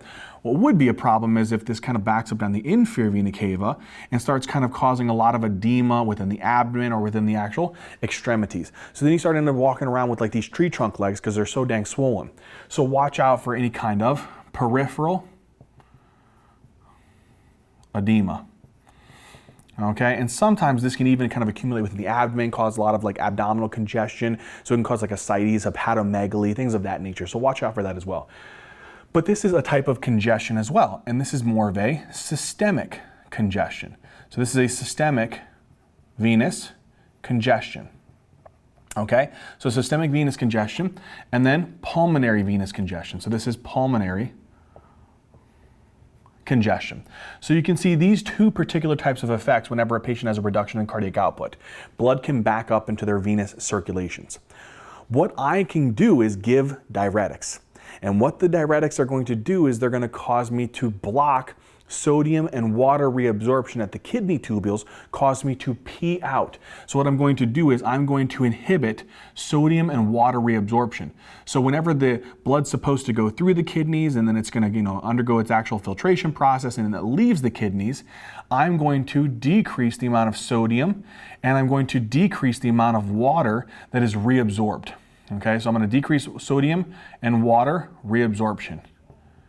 And what that's going to do is then, because of that, if I don't reabsorb it, I just pee out a lot of sodium and water. So I increase the sodium and I increase the water that's present inside of the urine. If I reabsorb lots of sodium, and if I actually inhibit sodium and water reabsorption, so I don't pull as much of that back into the circulation, I'm going to drop my blood volume, right? And that's going to do two things here. One is it's going to reduce the preload, which will help to reduce further congestion. So the heart is already filled with so much dang blood that it's already backing up. If I drop the preload, I'll drop any further congestion. On top of that, any fluid that's within the body, I'm going to start removing it from the actual circulation. So I'm going to get rid of fluid that's in our circulation. And so that may reduce some of the edema. That is the concept that we're seeing with these drug categories. Now, what are these drug categories? Good question. There's two types, loops and thiazide diuretics. So loop diuretics are going to be things like furosemide and another one called bumetanide and another one called torsemide. And really all these are doing is they're inhibiting sodium and water reabsorption at the loop of Henle. That's it. We'll go over these more in detail when we talk about diuretics, but are inhibiting the sodium-potassium 2-chloride cotransporter. You don't reabsorb sodium, you don't reabsorb water, you excrete them out into the urine. That's it. They cause diuresis of sodium and water. Thiazides are going to be things like hydrochlorothiazide, chlorothalidone, chlorothiazide, and another really good one I've actually found to be pretty beneficial is metolazone. I actually like metolazone. So I think one of the really interesting things with this drug is that really they do not reduce mortality. What they do is they reduce edema symptoms. Edema symptoms. So they can reduce some of the pulmonary venous congestion and the peripheral venous congestion, such as the systemic congestion that you can see here.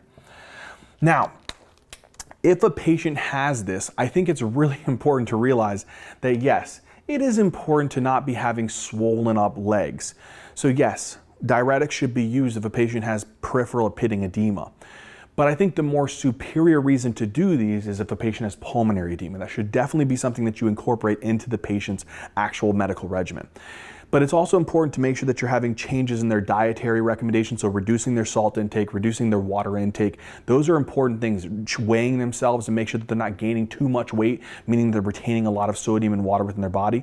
Those are important concepts. But the basic concept of this drug is that they are going to be utilized to reduce a lot of the edema symptoms. So if the patient is kind of like having a super increase in their daily weight, that's an indication to maybe up their diuretic regimen. If a patient is having increasing actual pitting edema, this may be an indication to start upping a lot of their actual diuretic regimen. And if they're having a lot of pulmonary edema, this may be an indication to up their actual diuretic regimen. So think about these particular things, okay? That's really the indications of these drugs. They're not supposed to provide any reduction in mortality. They can actually drop your blood pressure if you actually use it in a patient who's truly volume overloaded. You can give that, but that's not their main indication. They're really supposed to help with symptom control. Now, because these drugs are helping to get rid of sodium and water, some of the other things that you want to watch out for when you put a patient on these is that if a patient is getting rid of a lot of sodium, sometimes you may see hyponatremia. They also can cause potassium excretion, so watch out for any kind of hypokalemia. They also can cause proton excretion, so watch for any kind of increased pH, primarily what's called a metabolic alkalosis. The other thing is that they can cause, they actually can inhibit uric acid secretion, and so they may cause a lot of high uric acid levels in the blood and worse in patients who have gout. And then sometimes loop diuretics may actually cause some degree of ototoxicity. We'll go over all of these adverse drug reactions later in diuretic regimen, but again, just be aware of some of the potential things to watch out for, especially electrolyte abnormalities, some types of metabolic acid-based changes, and then again, hyperuricemia. They can also increase your lipid levels, your glucose levels, and cause some ototoxicity, especially loop diuretics. But again, think about these. So far, we've covered drugs that reduce mortality: beta blockers, renin-angiotensin-aldosterone system inhibitors, drugs that increase BMP, and hydralazine isosorbate dinitrate.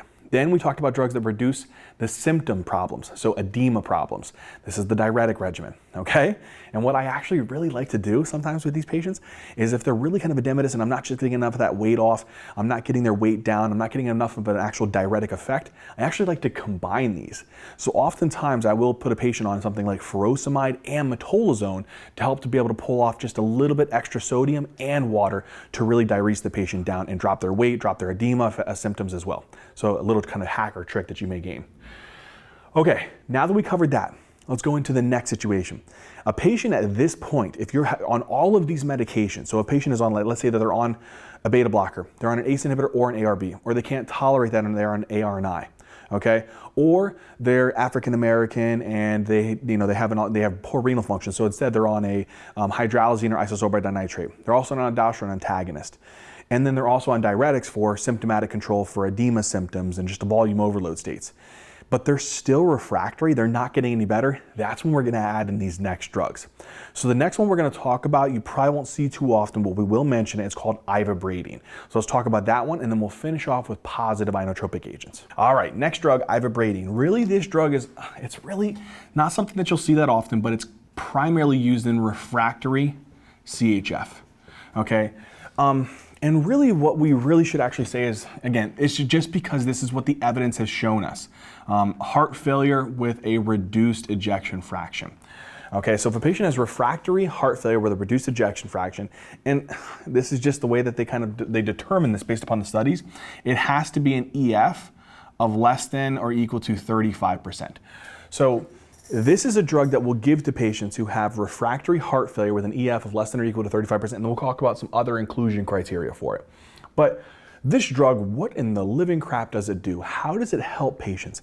It's really weird, to be honest with you, but it's a really kind of interesting mechanism. So, within our heart, we have all of our conduction system, right? So if you guys remember, we always start off with something called the SA node, and then the SA node will fire, and then it'll go to the AV node. And the AV node will go to the bundle of His, and then it'll go to the right bundle branch, and it'll also go to the left bundle branch, left bundle, branch. And then from here, these will go down to your Purkinje. So it'll go to your Purkinje system. And what we know is that the SA node is really the big dog, right? So this is the one that is what's called the pacemaker. So in other words, it kind of generates the normal sinus type of rhythm, okay? So what I want to do is I want to take an SA nodal cell and I want to kind of zoom in on that SA nodal cell because ivabradine really works at the SA nodal cell. So you know what's really funny about the SA nodal cells? They got these really interesting channels. I don't know, maybe it's corny, but they're called funny sodium channels. So we call them IF. So these are inward sodium channels. They're little funny channels. And what they do is when an SA node it's the pacemaker. So it's got to be willing to set the rate, okay? So it generates something called pacemaker potentials. And the way that you generate these pacemaker potentials is via these funny sodium channels.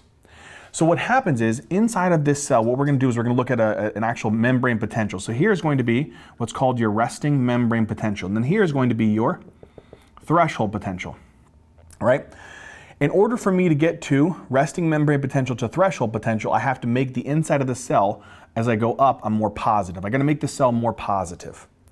So what I do is these funny sodium channels are going to open when the cell membrane is just more negative. So when the cell membrane is negative, in other words, it's hyperpolarized, so it's in the relaxation state, we're in the resting state.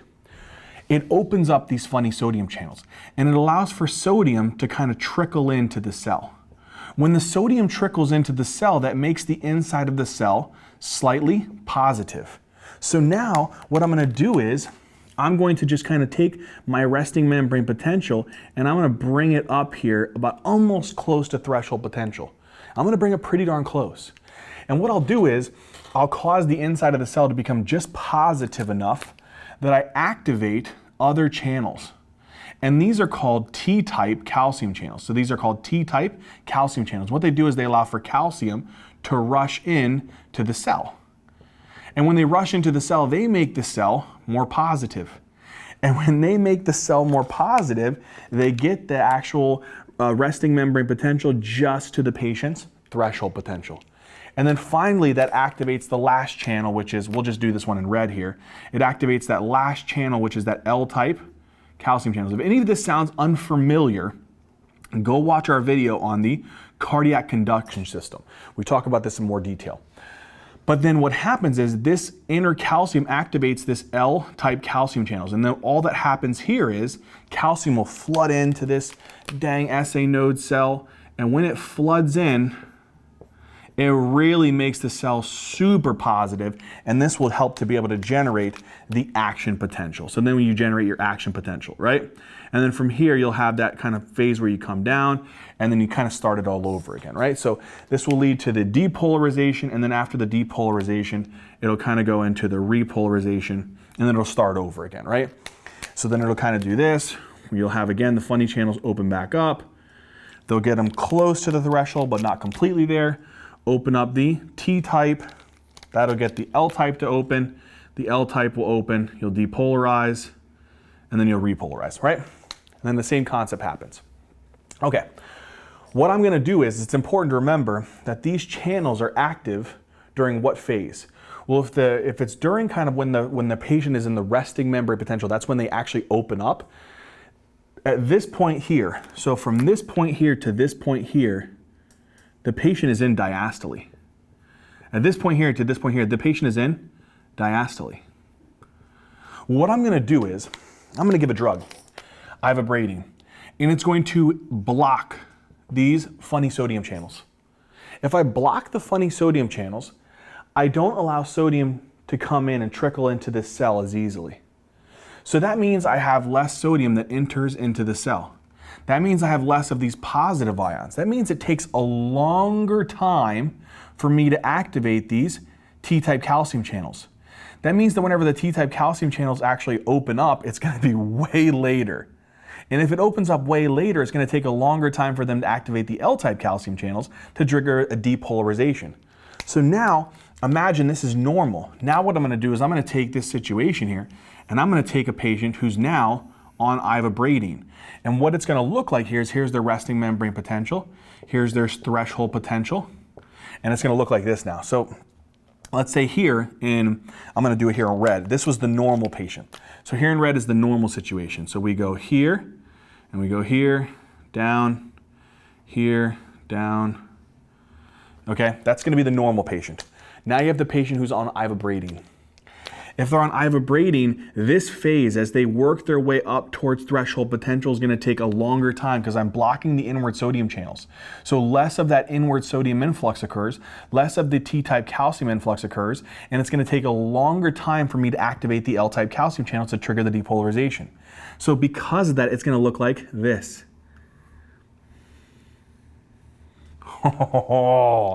So now what I'm doing is, within this one point of time, within this phase of time, I'm just using this as kind of like a super generic example. Within this moment of time, there was 2 action potentials.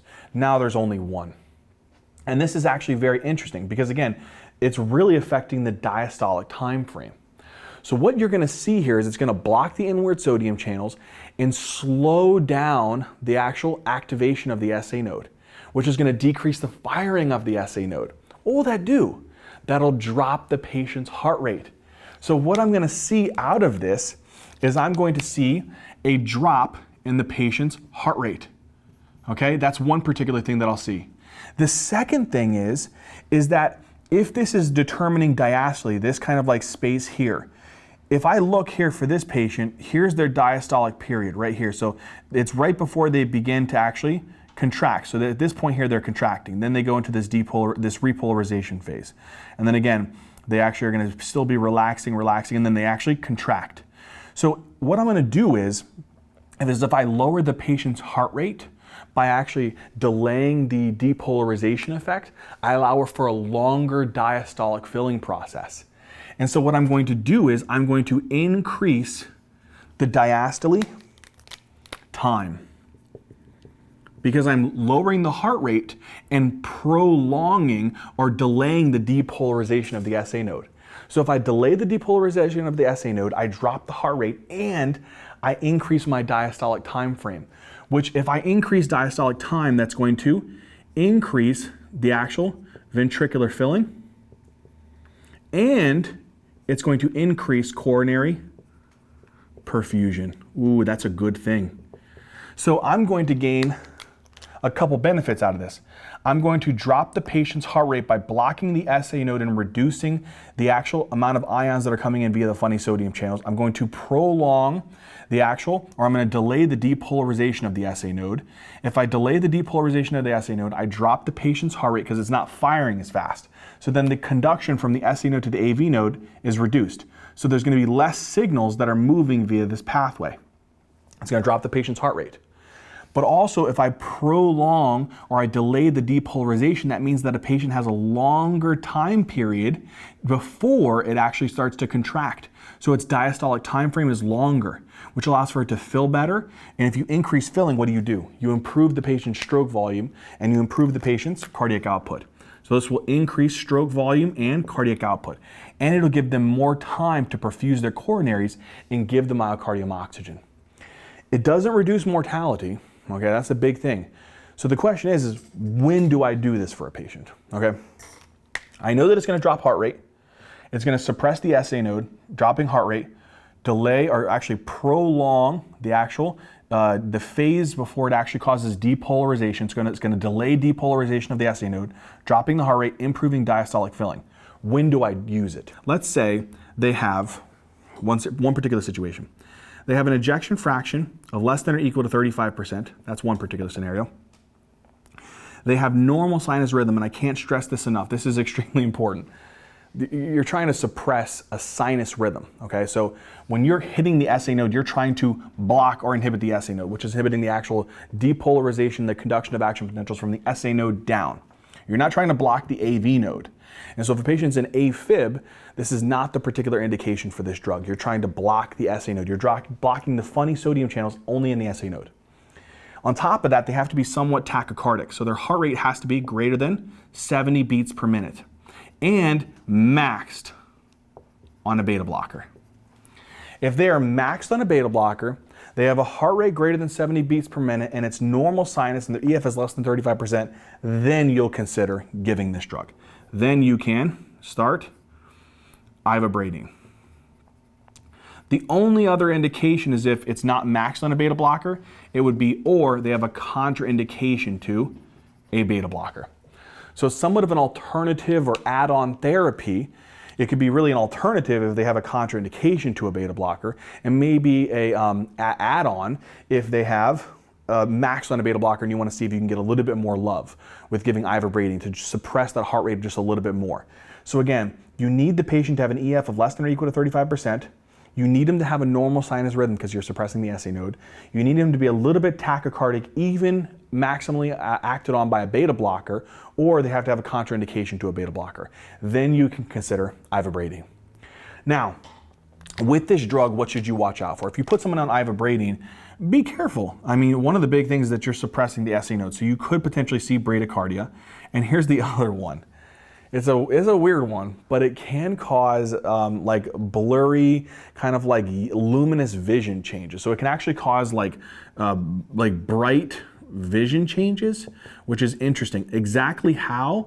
There's the thought that the sodium channels that are present in like the retina can also be somewhat blocked by Ivabradine, so it may kind of change some of that processes there. So just be cognizant of that. If a patient is coming in and they're saying, man, I'm having like this weird, like bright, like luminous vision changes, it could be due as a side effect of this drug. So think about that.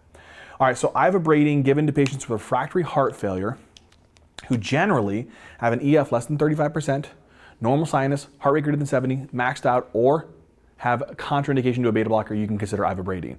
Things to watch out for: bradycardia, because you're suppressing the sinus, sinoatrial node, and watch out for blurry, kind of like luminous, bright vision. And then the other thing is, how does it work? It blocks the SA node, funny sodium channels, delaying the depolarization of the SA node. If you delay the depolarization of the SA node, you cause the heart rate to drop and then prolong diastole, which allows for better ventricular filling and also improves coronary perfusion. Okay, beautiful. Now let's go on to the last drug category. This is your positive inotropic agents. All right, so the last class of drugs is going to be positive inotropic agents. They're going to be drugs that help to increase the contractility. So if you increase contractility, you should increase your stroke volume, increase your cardiac output, and that might be beneficial in patients who have a heart failure with a reduced ejection fraction or even with a preserved ejection fraction, right? No, really this drug category is only utilized in patients who have a reduced ejection fraction. That's really, really important, okay? And it's really those who have been refractory to all other categories or are in acute heart failure with maybe cardiogenic shock. Okay, so let's talk about these drugs. So really, again, remember that these are primarily utilized in refractory heart failure with a reduced ejection fraction. That's one of the big things, is really when you look at heart failure with a preserved ejection fraction, meaning that their EF is pretty good, their ability to squeeze blood out of the heart's pretty good, you don't need these drugs.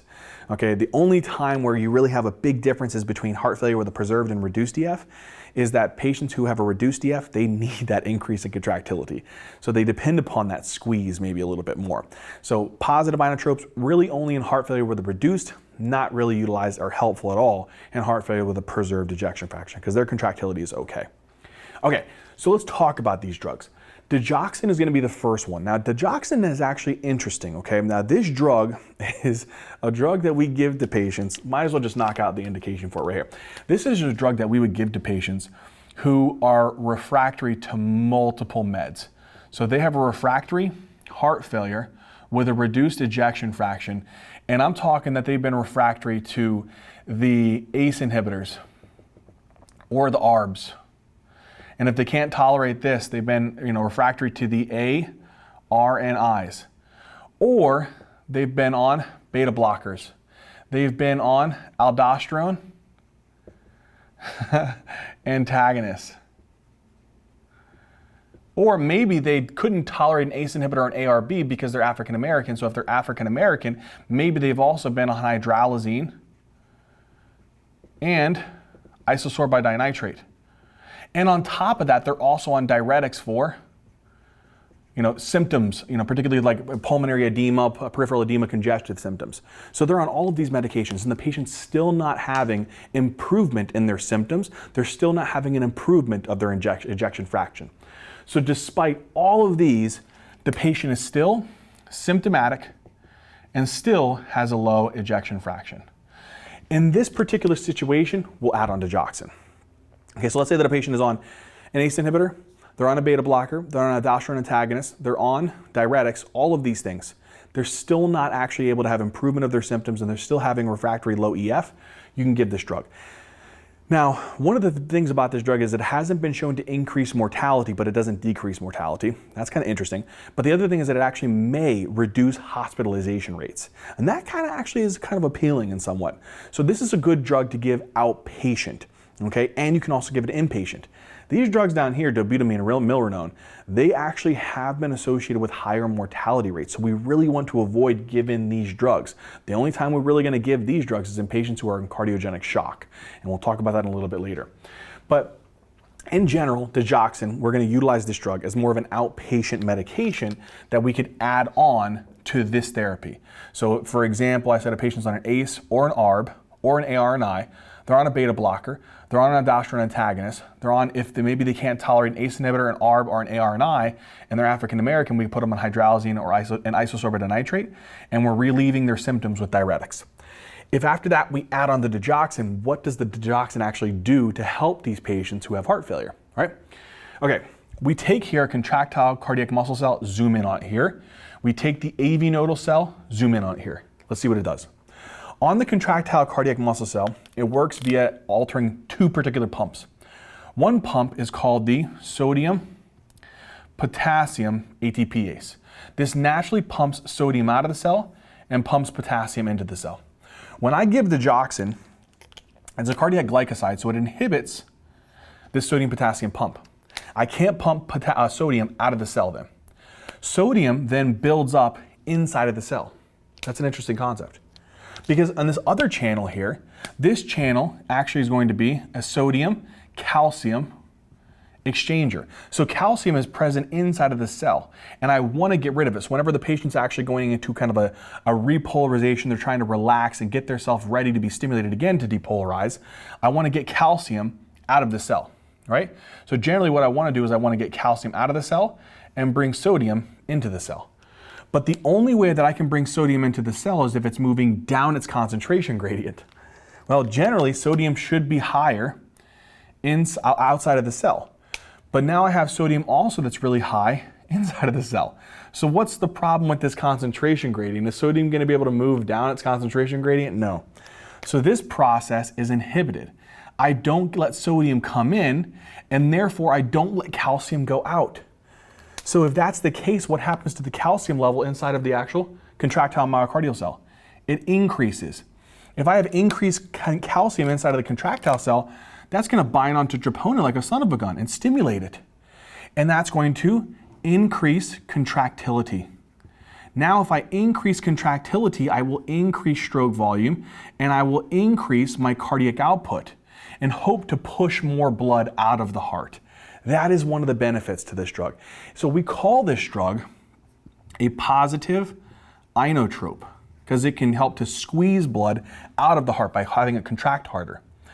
But it's also a negative, it's a negative type of chronotropic agent. Okay, so it can also act as a negative chronotrope, which is actually kind of cool, man. So watch this. And the mechanism isn't completely layered out yet, but here we have the vagus nerve. And the vagus nerve acts on the AV node, and what it does is it releases something called acetylcholine. And then acetylcholine will bind onto this receptor here called a muscarinic 2 receptor, and that'll help potassium to kind of leave this cell, right? So potassium will leave the cell, and that makes the inside of the cell super negative, which triggers hyperpolarization, hyperpolarize. If it hyperpolarizes, meaning it becomes negative, it doesn't actually generate action potentials as well. And if it hyperpolarizes, it drops the patient's heart rate. If I drop the patient's heart rate, what's the potential benefit to dropping a heart rate? I may actually allow for a longer diastolic filling process. I may improve potential coronary perfusion. But you know what else is a really good indication for this drug? Besides having them refractory to all of these above medications, since it drops the heart rate at the AV node, I love to add this drug on in patients who have atrial fibrillation. So it's also good to reduce the heart rate in patients who have atrial fibrillation and heart failure with a reduced ejection fraction. That's another good indication for this drug. So that's another really cool thing that I like about this drug. If a patient has AFib and they have a very fast heart rate, I can suppress their heart rate with digoxin and improve their contractility with digoxin. That is a nice combo in combination to everything else that we talked about here. Now, what are the downsides? So we know the indications, patients who are refractory to the above therapy or have AFib with a reduced DF, that's another benefit. We know how it works. What's the downsides to this drug? Some of the adverse reactions that you really want to watch out for is because it actually does, again, block the sodium and the potassium ATPase. So you're blocking this. There's two negative connotations to this. One is you make the inside of the cell super positive because you're going to have it having lots of calcium, lots of sodium inside of the cell. So this increases the risk of you having higher resting membrane potential, causing the cell to be way more active. And unfortunately, that could put the patient at risk of arrhythmias. So some of the things that you really want to watch out for with this is because it's suppressing the sodium potassium pumps, it can increase the resting membrane potential, and this can increase arrhythmias. And that's not something that you want a patient to actually go through, maybe even torsades de pointes here. The other thing is that you suppress the sodium potassium pump, you don't push potassium in. So potassium builds up outside of the cell. And so another thing that you can see as a potential complication of suppressing that pump is hyperkalemia. One last thing, and this is the one thing that's kind of complicated though. It can cause hyperkalemia. It can increase the resting membrane potential, increasing the risk of the cell being super positive and causing it to become agitated and create irritable foci, causing causing things like, maybe torsades de pointes. Okay, so this could potentially increase the risk of torsades de pointes. And it can prevent potassium getting pushed into the cell, which can bump the K up, okay? What's really dangerous though is that potassium competes with digoxin at the sodium potassium pump. So if a patient has hypokalemia, if they have low K, it increases the digoxin toxicity because now you have less of the potassium to compete with the actual digoxin at the sodium potassium pump. So if I have low K out here, I'm not going to have as much of the actual blocking of the digoxin at this pump. And so digoxin is going to hit that pump way harder than usual, and it's going to cause more toxic effects. So yes, digoxin will directly cause hyperkalemia and increase the risk of potential ventricular arrhythmias. But on top of that, just be aware, if a patient has hypokalemia, it has less competition with the digoxin at that pump and can increase the toxicity, okay? The other thing is that you could actually have higher digoxin levels if you're taking this drug with other medications. And so you have less clearance of digoxin. When you take this secondary to two particular drugs that I want you to remember. One is verapamil, and the other one is called amiodarone. So just be cognizant of that these drugs can decrease the clearance, and this can increase the levels of digoxin, which make it be above supratherapeutic levels. Okay, and that has a the therapeutic kind of index for this drug is kind of narrow, so that's kind of the big thing to watch out for. The other thing is that because the digoxin helps to stimulate acetylcholine release from the vagal nerves, you can get more of a cholinergic type of side effects profile. So watch out for things like nausea, vomiting, diarrhea, because with the nausea and vomiting, you can hit the emetic center in the medulla. With diarrhea, you can have increased motility of the GIT. It also can cause vision changes. So it can kind of cause like a bright yellow vision. It's weird. I want to write that down though, because that's something that you may see on the exams because it's just super random, is it may cause kind of a yellow vision, like rings to form. So just watch out for that. So two vision change problems, one with Ivabradine and the other one with digoxin. So just be aware of that. One of the things I think is important to kind of mention here is because digoxin is somewhat beneficial and actually doesn't actually increase mortality. It may reduce hospitalization rates. What is bad is that higher digoxin levels will actually increase mortality in heart failure with reduced ejection fraction. So that is important to remember. And so what you should know is if a patient takes too much of their digoxin, so if they have high digoxin levels, you should know the antidote, a drug that you give to prevent the negative connotations of this drug. And that drug is called Digibind. Digibind. Okay? So know these particular things, especially with respect to this drug. It can be toxic and have some negative connotations, but if it's at a good, appropriate level where it's providing positive inotropic action, negative chronotropic action without a lot of these negative side effects, it can actually potentially reduce hospitalization and not increase mortality, and that's a good thing. Okay, that's the digoxin, my friends. Okay. Let's talk about these other drugs down here, dobutamine and milrinone, because what I really want you to remember about these drugs in comparison is that these drugs actually have been shown to increase mortality.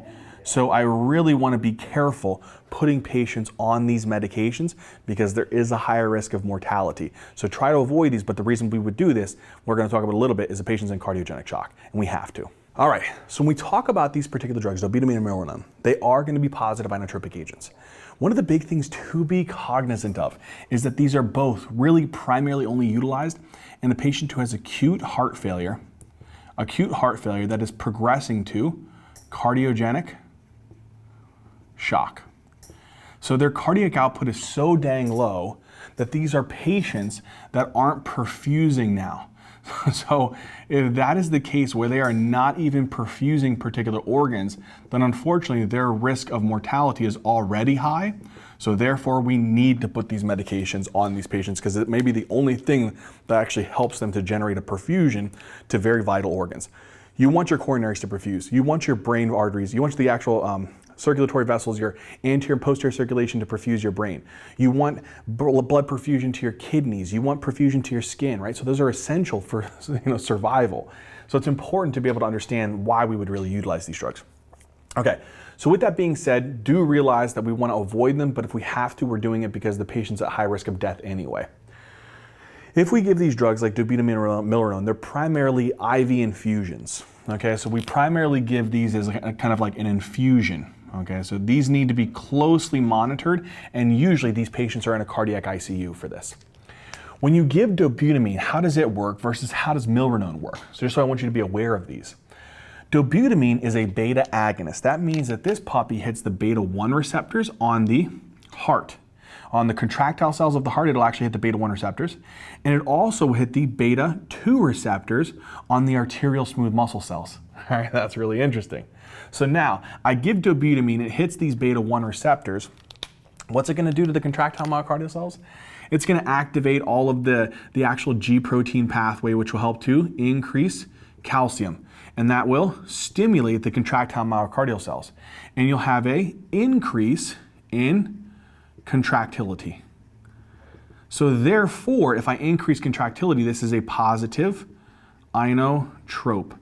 If I increase contractility, my whole goal is that with this, I'm increasing my cardiac output and hoping to perfuse a little bit better, to generate a better cardiac output, increase the patient's blood pressure, and perfuse organs. That's the benefit of this drug. The other concept is if I give a dobutamine, okay, so dobutamine is an agonist, so it's going to stimulate the beta 1 receptor, so we call this a agonist. It's also going to bind onto the beta 2 receptors, and when it binds onto the beta 2 receptors, what we know about this one is that this works via the G stimulatory pathway, but this actually leads to relaxation of the arterial smooth muscle, because we know that it actually does activate cyclic AMP. Cyclic AMP actually leads to the stimulation of what's called protein kinase A. Protein kinase then phosphorylates what's called myosin light chain kinase, and that inhibits the myosin light chain kinase, and therefore it won't be able to stimulate contraction. That's the whole pathophysiology. I don't want to go too crazy, but the whole concept is it's going to trigger this smooth muscle to relax. If the arterial smooth muscle relaxes, what does it do? Then it's going to do what? It's going to decrease your systemic vascular resistance, which is going to do two things. It's going to drop the patient's afterload. And that's one benefit because that's going to help to increase your stroke volume and your cardiac output. If you have less work or pressure that you have to overcome to push blood out of the left ventricle into the artery, it's going to improve forward flow. The downside is that if you drop systemic vascular resistance and the patient is in cardiogenic shock, meaning that if they are in cardiogenic shock, they probably have a terrible cardiac output. So now you're going to drop their systemic vascular resistance in combo with them already having a drop in their cardiac output. Guess what you may do to their blood pressure? You may drop their blood pressure. And then you can actually have a problem where you're not maintaining a mean arterial pressure that you want. That's one of the potential downsides, and we'll talk about how we can counteract that a little bit later. But that's something to think about. So when we talk about these, dobutamine is actually a beta-1 and beta-2 agonist. And so the way I like to think about this is that dobutamine is an inodilator. It's an inodilator. So really, what is this drug? This drug, dobutamine, is an inodilator. Because what it's going to do is, it's going to cause increased inotropic activity but vasodilate. So it increases contractility, reduces afterload to improve forward flow. The only downside to that is it drops his resistance a little bit, and that may drop the patient's blood pressure a little bit. Because you're hoping to increase their cardiac output. But if their cardiac output's so dang poor, yes, you may recruit enough of the myocardium to get the cardiac output to go up. But if their resistance drops enough, it could potentially drop their blood pressure. So just be cognizant of that. With milrinone, this is a different kind of drug. So what happens is inside of this actual cell, so there's this enzyme here, it's called adenylate cyclase. And what adenylate cyclase does, it takes ATP and converts it into what's called cyclic AMP. And then cyclic AMP will then go and activate something called protein kinase A, and then protein kinase A will then stimulate, it'll actually stimulate calcium channels. If you really wanted to know, it'll actually stimulate calcium channels. And if you stimulate calcium channels, calcium will rush in, and that'll stimulate the contractile myocardial cells to contract. And so with that, you'll see an increase in contractility, an increase in cardiac output, and it'll act as a positive inotropic agent, right? So that's important to remember. So milrinone will do the exact same thing. But how will it do this? Generally, the problem with this is that cyclic AMP gets broken down by an enzyme here. And this enzyme is called phosphodiesterase 3. And what phosphodiesterase 3 does is it actually will inhibit or break down the cyclic AMP. If I give milrinone, what milrinone will actually do is milrinone will inhibit the phosphodiesterase 3. Therefore, it will not break down cyclic AMP. If it doesn't break down cyclic AMP, this increases cyclic AMP, increases protein kinase A, increases calcium influx, and increases contractility of the myocardial cells. So that is the primary function of milrinone, is it is an inhibitor of the phosphodiesterase enzyme, so then you don't break down cyclic AMP and it builds up in the cell. And the same concept here in the arterial smooth muscle cell, here's our adenylate cyclase. ATP is converted into cyclic AMP. It can be broken down by this enzyme. What is this enzyme called? PDE3. What is this enzyme called again? PDE3, phosphodiesterase 3. And that'll break down cyclic AMP, so there's less of it, okay? If I have cyclic AMP, it's supposed to activate protein kinase A. That's supposed to stimulate the what? It actually doesn't control the calcium channels in the smooth muscle cells. It actually works on a specific enzyme, and this enzyme is called myosin light chain kinase, okay? When you phosphorylate the myosin light chain kinase, which is odd, I know, you inhibit it. If you inhibit it, it then does not have the ability to activate the myofilaments, and this leads to them relaxing, okay? Now, if cyclic AMP is broken down by phosphodiesterase, I'll have less cyclic AMP, less protein kinase A. I won't inhibit myosin light chain, I'll actually stimulate it, and then I'll cause the myofilaments to contract. If I give a drug that blocks the phosphodiesterase 3, it inhibits phosphodiesterase 3. Okay, actually I did this with red here. It's the same concept. It's just in the smooth muscle, it's a slightly different pathway. It's going to inhibit the phosphodiesterase. I'm not going to break down the cyclic AMP. I'm going to build it up. I'm going to increase protein kinase A. I'm going to increase the inhibition of myosin light chain kinase. And I'm going to inhibit the smooth muscle from contracting. If I inhibit the smooth muscle from contracting, it'll then relax. If it relaxes, it'll drop the systemic vascular resistance. It'll drop the patient's afterload, and it'll improve forward flow out of the heart. Because if I drop afterload, I reduce the amount of work that the ventricle has to do to push blood out of it. The only downside is that if I reduce resistance, I may drop the patient's blood pressure a little bit, okay? So again, milrinone is an inodilator to sum all of this up. Dobutamine acts as an inodilator by stimulating beta-1 receptors, that's the inotropic activity, and then stimulating beta-2 receptors to cause vasodilation, that's the dilator activity. Milrinone is a phosphodiesterase 3 inhibitor. In the cardiac muscle, that leads to increased cyclic AMP, increased protein kinase activity, increased calcium influx, and increased cardiac contractility. In the arterial smooth muscle cell, and if you increase contractility, that's the inotropic activity. In the smooth muscle, it inhibits the phosphodiesterases, which leads to increased cyclic AMP, increased protein kinase A, increased phosphorylation of myosin light chain kinase, which is really weird, but please don't forget this, inhibits the enzyme. And therefore, it can't phosphorylate the myofilaments. Therefore, they can't contract. Therefore, the muscle relaxes. If the muscle relaxes, it then causes vasodilation. If you dilate, you reduce resistance. That reduces afterload, improves forward flow, but may drop the patient's blood pressure a little bit. So the category of these drugs is they are inodilators. What is the adverse effects to watch out for? We know why we use them. We know their mechanism of action. The adverse effects here, particularly for dobutamine, is that it actually hits the beta receptors of the heart.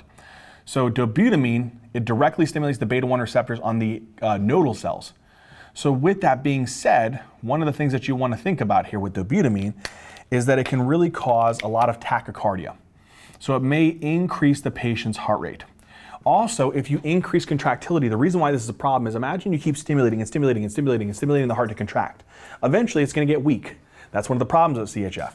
And so it can cause something called stress or Takotsubo cardiomyopathy, which can actually worsen the patient's ejection fraction. Okay, that's a problematic issue.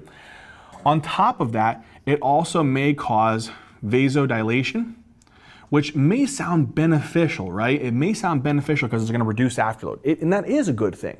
So the positive thing of that, the positive is that reduces afterload. The possible downside to that is that it can actually reduce your actual blood pressure potentially. And that is where we actually have to consider that sometimes if it actually does drop your blood pressure, you may need to add on a little bit of a pressor like norepinephrine. And so sometimes we need to just give them a little bit of norepinephrine to just squeeze the arteries just a little bit to maintain a blood pressure. That's important in acute heart failure with cardiogenic shock. It's not uncommon for patients to be on dobutamine plus or minus norepinephrine to be able to maintain a proper blood pressure and still give good cardiac output, okay? Because again, remember, blood pressure is dependent upon cardiac output and systemic vascular resistance. If your resistance drops and you already have a poor cardiac output, you're going to drop the blood pressure. If you try to give the cardiac output a little bit of an increase, that's good. But sometimes you may need to just squeeze the arteries just a little bit to be able to help to improve the patient's blood pressure. And the same concept, milrinone has some of the similar side effects or adverse effects. And so when milrinone is added on, what I would actually consider remembering for this one is that this one is renally excreted. So it is renally excreted.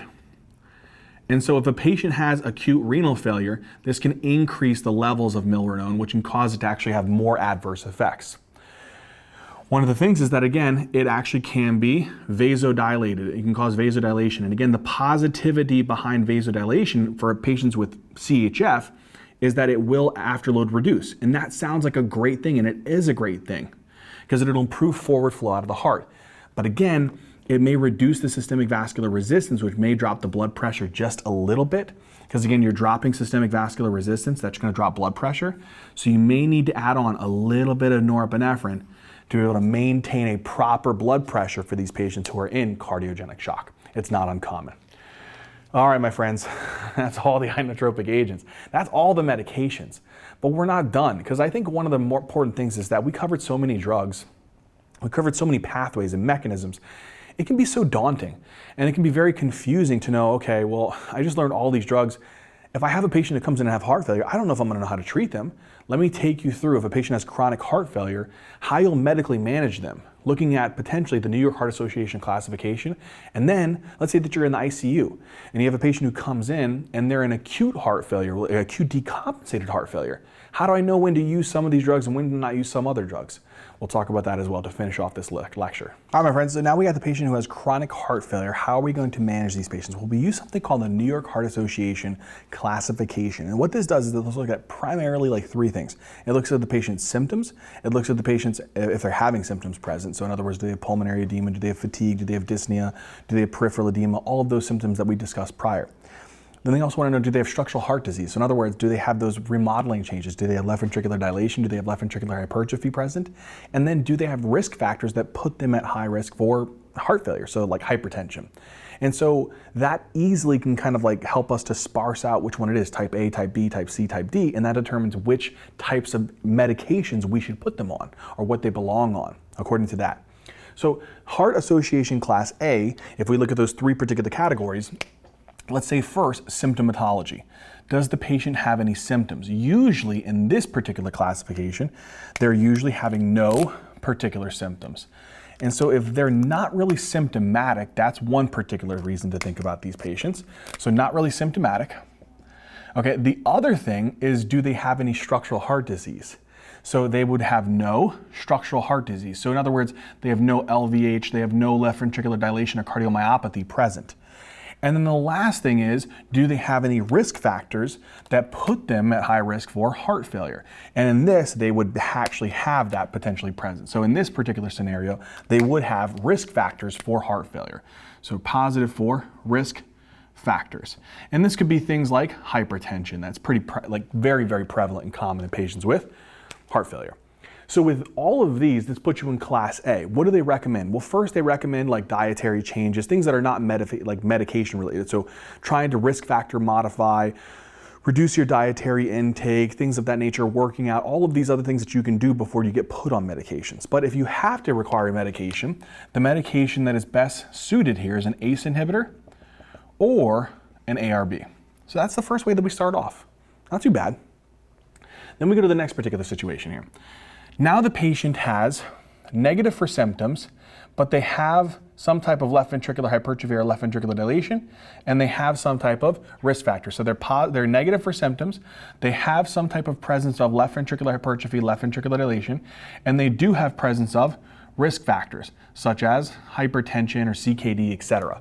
So in this particular scenario, you have a patient who is not symptomatic, they do have structural heart disease, and they do have risk factors. So now you're in a patient population that fits in Class B.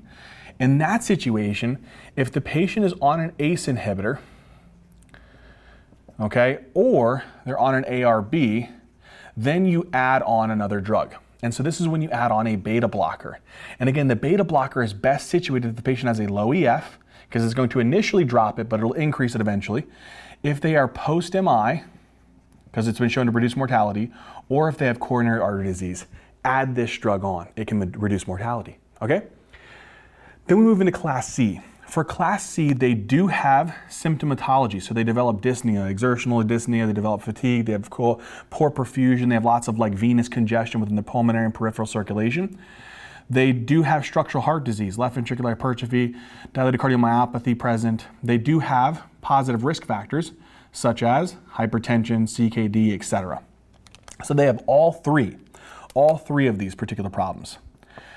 This puts them in Class C. So at this point, the patients should be on a ACE inhibitor, or they should be on a ARB. They should also be on a beta blocker if they have a low EF, they're post-MI, or they have coronary artery disease. The next thing to add on is you should add on a aldosterone antagonist. So we should add on a aldosterone antagonist. And then the other thing that we should consider here is alternative therapies. So in other words, if the patient is on max, so they're on max ACE inhibitor or an ARB, and they're still symptomatic on max ACE inhibitor or an ARB, then you can do what? Then you can consider another drug. What's that other drug that we actually talked about? Then we can put them on an ARNI. So that was sacubitril and valsartan. If the patient is African American or has some type of acute renal failure, then they should be not on, so then you can actually stop their ACE inhibitor. So this would actually be not best, so we shouldn't do an ACE inhibitor or an ARB. Instead, you should do hydralazine and isosorbide dinitrate. So you see how we're kind of going through this process here. Then if they have lots of symptoms like venous congestion within the pulmonary peripheral circulation, then you can add on diuretics. Whew. All right, so up to this point, if a patient is class C, the way that we should look at these patients is if they have symptoms, structural heart disease, and risk factors, they should be on a ACE or an ARB, okay? They should be on a beta blocker. Add on an aldosterone antagonist. If they're maxed on an ACE or an ARB and they're still not having benefit, switch over to an ARNI. If they are African American, so if they're African American with heart failure, or they have acute renal failure, you should not be on ACEs and ARBs. So discontinue the ACE or ARB and switch over to hydralazine. And if the patient is symptomatic, add on diuretics. All right, so the last classification is a patient is refractory to everything. So in other words, despite everything that we have done for this patient, okay, they are still, despite everything that we've done, they are still symptomatic. They're still having presence of structural heart disease such as left ventricular hypertrophy or cardiomyopathy, like dilation effect, and then they're still having presence of risk factors such as hypertension. Right? So all of these things are present. So every single one of these are still present despite everything that we've done up above. So at this point, the patient should have been on, let's say, all of these things above. They're on an ACE inhibitor or an ARB. If they're maxed and still having low EF and symptoms, then you can do an ARNI. If they are African American and have acute renal failure, switch. So you'll switch to an ARNI for this one. So switch to ARNI. Here you'll switch to hydralazine and isosorbide dinitrate. On top of that, they should also be on a beta blocker, especially if they have a low EF. They're post-MI.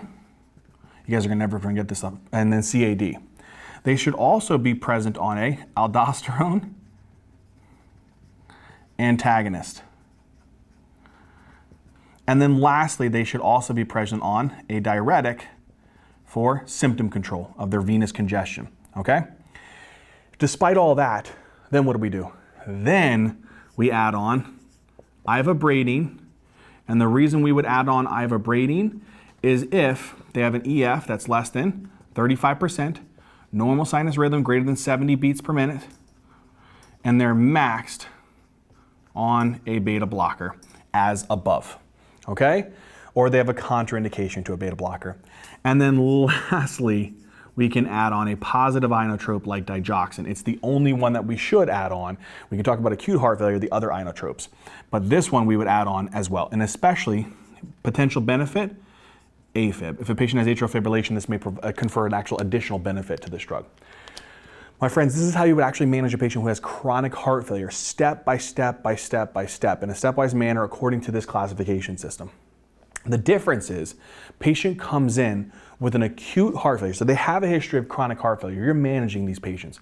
And all of a sudden, they come into the actual hospital and they're in frank cardiogenic shock, or they're in a hypertensive crisis and they're having an acute CHF exacerbation. Then how do you manage them? Let's quickly talk about that. All right, patient comes in with acute heart failure exacerbation. They start to decompensate. So generally a patient who has heart failure, right? So if a patient has heart failure, we already know that their problem is that they are going to have difficulty being able to generate the proper, cardiac output. So we know that their problem is going to be that they're going to have a reduced cardiac output. but now they have an exacerbation. The reasons why this could happen, there's so many, and I think it kind of goes beyond the scope of this lecture to talk about that, because that's more of like the actual pathophysiology, the clinical medicine aspect. This is supposed to be more of the pharmacology. But if a patient develops an acute exacerbation, I can mention a few of them. Some of the ones that you probably should consider that would actually cause this acute exacerbation. It could be secondary to things like an MI. So if a patient actually knocks out like a piece of their myocardium, their cardiac output's considerably going to drop. The other one is like medication non-compliance. So if they stop taking their medications, that's also going to be a problematic issue.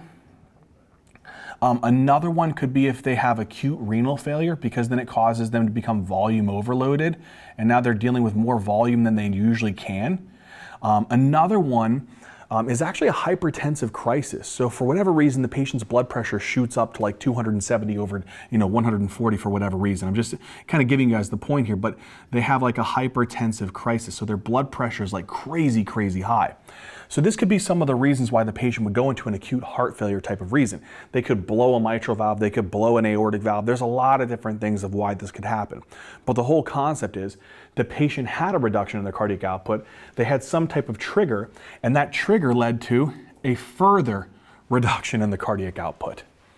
If I'm dropping my cardiac output, that means that that's very little blood that is getting out of my left ventricle. That's the primary one.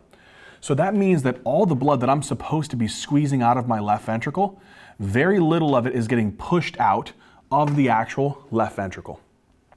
If that happens, there's two problematic issues with that. One is if I drop my cardiac output, I know that I'm going to drop my perfusion of particular tissues. And so what's going to result as a problematic issue of this further drop in cardiac output is I'm going to see a drop in my perfusion to the tissues. Now, the question that you probably should be asking is, what does a decrease in perfusion to the tissues look like? We talked about this already, right, guys? So we said that it could be cool or pale type of skin. We said that you could have decreased urine output because you're not perfusing the kidneys. Or this could look like what? Just frank cardiogenic shock. So the patient could be extremely hypotensive and in multi-system organ failure, right? So there's a lot of different things that this could look like. This is usually the concern. And patients who are in acute heart failure, this is the scary, scary process of it, is that they could stop actually perfusing multiple different organs and go into multi-system organ failure. What is this called again? This is cardiogenic shock. So this is the concern with this particular disease. Now, that's the perfusion aspect. The other thing that you got to think about is, yes, I'm not pushing out as much of this blood. So here's all this like volume of like blood inside of the left ventricle. I'm not squeezing blood out as well. So there's a reduction in cardiac output. If I'm not squeezing blood out, that means a lot of it's sitting in here. And that means a lot of it is going to back up into the venous circulation. One of those problems, yes, it could be it backs up into the systemic circulation. That's definitely a possibility here. So it could back up into like your superior vena cava, it could back up into the inferior vena cava, cause peripheral edema, JVD, but that's not the real big issue here. It's when it backs up into the lungs. And so what it does is it increases venous congestion, like profoundly increases venous congestion. So now because you're getting less blood out of the heart, more of it's actually going to back up into your pulmonary and systemic veins and cause venous congestion. The real problem with this is that, yes, it can cause peripheral edema, but that's not what's dangerous. That's not going to be like kill a person. It'll just make them feel very uncomfortable. What's really bad is if it accumulates in the lungs. Because now all your alveoli and interstitial spaces are going to be filled with all of this fluid. And so now your lungs are going to be super congested and just ballooned up with all of this fluid. And so you're going to end up with all like this pulmonary edema that's going to accumulate here. What's the problem with pulmonary edema, my friends? You start filling the alveoli and the interstitial spaces with fluid, you're going to decrease like the gas exchange process. And that can reduce the O2, causing hypoxia. And this is a terrible situation as well. So the two worst case scenarios with a patient who develops acute heart failure is they don't get blood out of their heart, which makes them have very poor perfusion to multiple organs with risk of cardiogenic shock and fluid back up into the lungs, causing VQ mismatch, leading to significant hypoxic respiratory failure. That's a dangerous situation. So you can see how this is the imbalance, but not every single patient looks like this. This is the worst case scenario. All right, so let's look at this really cool thing called the Forrester classification, because not every single patient, like we said, looks venous congested and low perfusion. Not every single one of them look like that. So the Forrester classification puts perfusion on the y-axis and then congestion on the x-axis. And what's cool about this is that as you go further this way, congestion increases, right? So we can say that congestion will increase as you go this direction, and we'll say that perfusion sucks if you go down this way. But perfusion is okay. Let's actually kind of say, instead of us saying increased, the perfusion is normal or appropriate as you go upwards, okay? But congestion increases as you go this way. So congestion is going to be increased as you go this way. Perfusion is going to be somewhat normal, and then it's going to be the lowest perfusion down here. So let's actually look at it like that, like the worst case scenario. Perfusion is lowest at the bottom of the y-axis, and then congestion is the worst at the tip of the x-axis.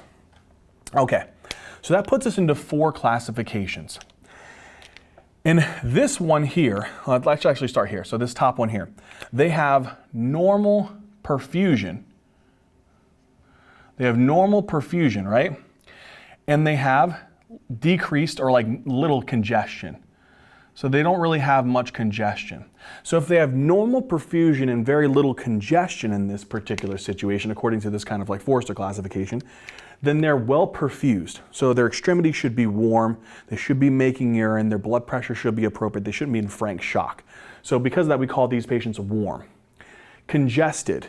They shouldn't have a lot of venous congestion. Their lungs shouldn't be super wet. Instead, they should be relatively dry. So in this patient population, we use the term of this CHF patient is going to be warm and dry. In this patient population, they're stable. You could actually send these outpatient and treat them the same way that you would the chronic heart failure patient. Okay, they're stable. This is a good patient. If we go to the other particular extreme here, where now you have a patient who has normal perfusion, their perfusion is appropriate. So if their perfusion is appropriate, they're perfusing their skin, they're perfusing their kidneys, they're actually generating a proper blood pressure, they're not in frank cardiogenic shock, so they're warm. But they're congested. They have a lot of fluid within their lungs, so it's very wet lungs.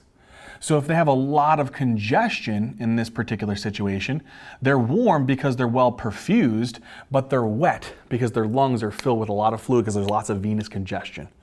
This is the patient population that you call warm and wet. And this is the one that's actually not too bad. All you got to do is just kind of increase their diuresis. They're just a little bit kind of volume overloaded. Maybe their diuretic isn't at an optimal dose, and all you got to do is just diurese them a little bit to get off some of that extra fluid because they're perfusing well. So that's not the problem with perfusion. It's just you got to get some of that excess fluid out of their circulation. They're a little hypervolemic. The next classification here is they're poorly perfused, but their congestion isn't so bad. So in this particular situation, this patient has a decreased perfusion. So they're not going to be perfusing their skin, they're not going to be perfusing their kidneys, they're not going to be having as good of a blood pressure, so their blood pressure may be potentially a little bit on the lower end, and they may look a little bad. And so in this patient, they're going to be cold because you're not well perfusing their extremities. But their congestion is actually not too bad. So their congestion should be a little bit lower, so their lungs aren't actually going to be filled with a lot of fluid, so they're not going to be wet, they're going to be dry lungs, okay? Not a lot of venous congestion. So we call these patients cold and dry. For these patients, they're actually pretty sick. When they have a reduced perfusion, that means that their cardiac output's very impaired. You're likely going to need to put this patient to the cardiac ICU. So I would actually send this patient to the cardiac ICU and start them on inotropes. Okay, because they're probably going to need a little bit of benefit to push blood out of their heart. These patients actually do have somewhat of an increased mortality rate. Okay? The last classification is the worst case scenario. This is this patient. This is the scary patient. You need to be able to recognize this patient. As we go this way, congestion's increase and perfusion is at the worst. So this patient has very poor perfusion, so they're going to be cold extremities. And they're going to have lots and lots of congestion. So their lungs are going to be filled with fluid, lots of venous congestion, so they're going to be wet. So this is the worst case scenario where you have a patient who is cold and wet. They need to be in the cardiac ICU, and they need to be on a lot of medications that we're going to talk about above. So it's likely that they're going to need multiple interventions. And that's what we're going to focus on right now, is talking about those interventions that we're going to utilize for these patients. Because these are the sickest patients. These are the ones that have the highest mortality rate. Highest mortality rate. So we need to be able to know how to treat these patient populations, because this is the key thing. Okay, so let's talk about that now, because the problem is with these patients is they have poor perfusion and they have lots of venous congestion. What I got to do is decrease the congestion. How do I do that? I'll talk about that. And then reduce the perfusion, increase their perfusion. So how do I do that? Let's talk about that next. All right, my friends. So a patient who is cold and wet is the scariest one, okay? So they're congested. That means that their lungs are wet. They probably have a lot of like peripheral pedal edema, maybe even some actual like fluid in their abdomen. Sometimes they can even have an abdominal compartment syndrome. So that's a pretty bad situation, right? How do we get that kind of excessive amount of like volume or fluid out of their body? Because right now the fluid is where I don't want it to be. Some of it's in their vasculature, but a lot of it is in third spaced into the pulmonary interstitium, alveoli, interstitial spaces in my abdomen, interstitial spaces in the lungs, and in the lower extremities. So how do I get rid of that? Reduce the blood volume, reduce the amount of sodium and water inside of our circulation. So if I reduce the blood volume, I'll reduce the amount of actual like preload and reduce a lot of that kind of like third spacing of fluid, reduce the edema. So the way that I can do that is I can actually reduce preload. And the way that I reduce preload is I can do it in two ways. One is if I reduce preload, I can actually, again, reduce a lot of the venous congestion. So the whole concept is if I help to be able to reduce preload, I reduce the congestion of I reduce the blood volume, I reduce the amount of blood going back to the heart, I reduce the excessive congestion of the venous circulation. And that's the benefit to this. So preload, I can utilize doing this to help to be able to cause less sodium and water reabsorption, and instead cause me to pee out a lot of the sodium and water. And this is where diuretics are actually very, very crucial. So I'll give them diuretics, and I'll give them very high dose. Generally for these patients, they may need IV, and I'll give them a combo. Usually I'll give them something like a loop and a thiazide. Like I told you, that combo. Sometimes I'll do a combo where I'll do like metolazone and furosemide to help them to really augment their diuresis and put out a lot of excess fluid, because if I decrease the preload, I'm going to decrease the venous congestion. So that'll decrease the venous congestion and then drop some of the blood volume, because right now this patient is hypervolemic.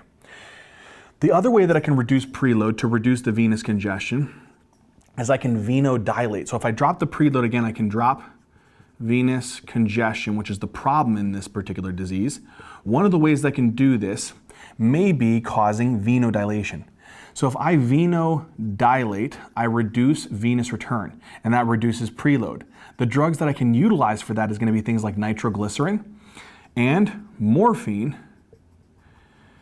And then that is going to be the big things. Now, morphine is actually not going to be something that we commonly utilize, but you can consider it. It'll actually venodilate. And again, if I reduce the venous return, I reduce the amount of blood coming back to the heart, and I prevent any further congestion. So if you imagine this poor left ventricle here, it's already got this amount of fluid sitting in it, okay?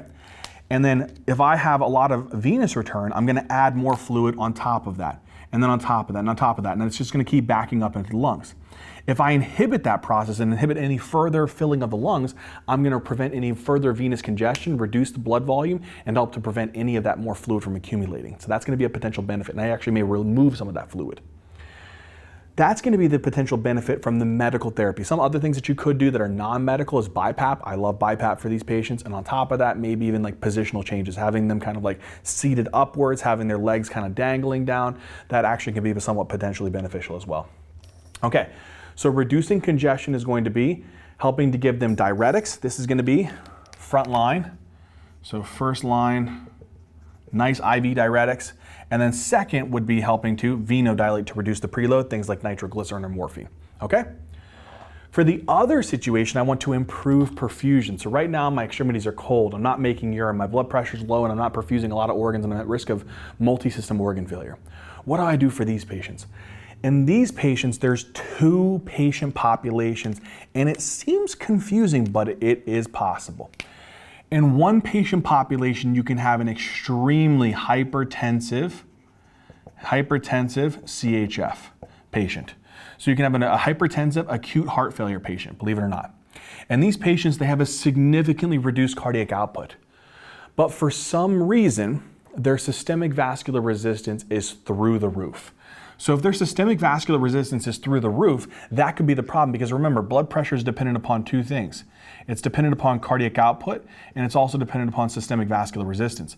So though this may be kind of like low, and that will drop the blood pressure, if I increase the systemic vascular resistance, that may increase the blood pressure, okay? So in these patients, they are super vasoconstricted. Now, if I have this patient who is in a hypertensive acute heart failure, this is an interesting patient population. So sometimes we call this like flash pulmonary edema, or we call this like sympathetic crashing acute pulmonary edema. But this is a patient who has a lot of venous congestion because their afterload is so high. So they're so clamped down on the arteries that their afterload is just insanely high. So it's almost impossible to get blood from the left ventricle out into the aorta and into the systemic circulation. This is pretty much like inhibited. So you don't get any blood out of the heart. So cardiac output drops, but your arteries are so dang clamped down that the blood pressure is so high. And on top of that, if you can't get blood out of the heart, it backs up into the lungs.